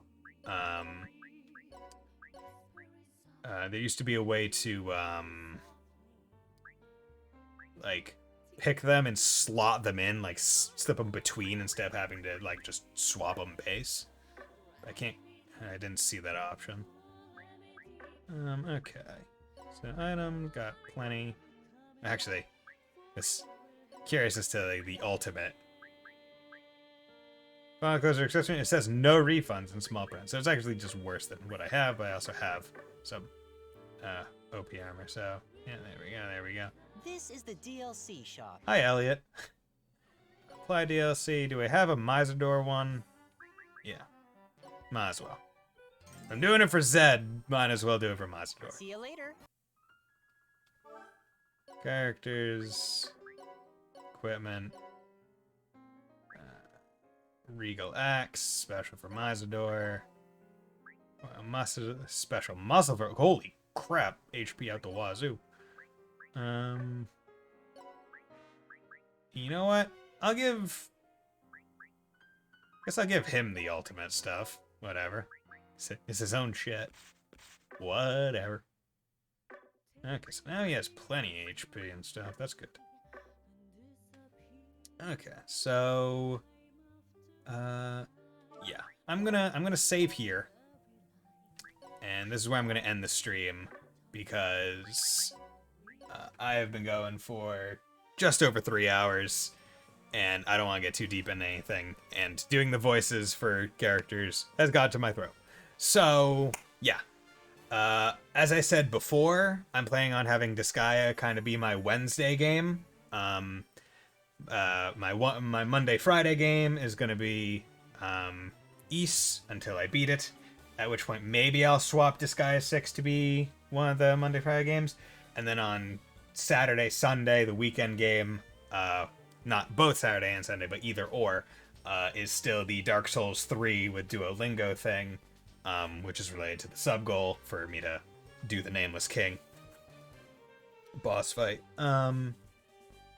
But yeah, so that's my plan going forward. I'm not going to be streaming on Friday because I have some plans. And I don't want to stream tomorrow because doing 2 days in a row, not on the weekend, is rather tiring. So I'm just going to be missing one of the East streams this week, which should be fine. That's one of the games that isn't too hard to jump back into and know what to do, especially because I save in the right place. But thank you, Fontano and Sacred Jade, for dropping by and joining me. It was great talking to you both, and I'm honestly really looking forward to playing some more Disgaea 6, because so far I'm having a grand old time. But thank you for joining, and I hope you all have a very nice night. Bye!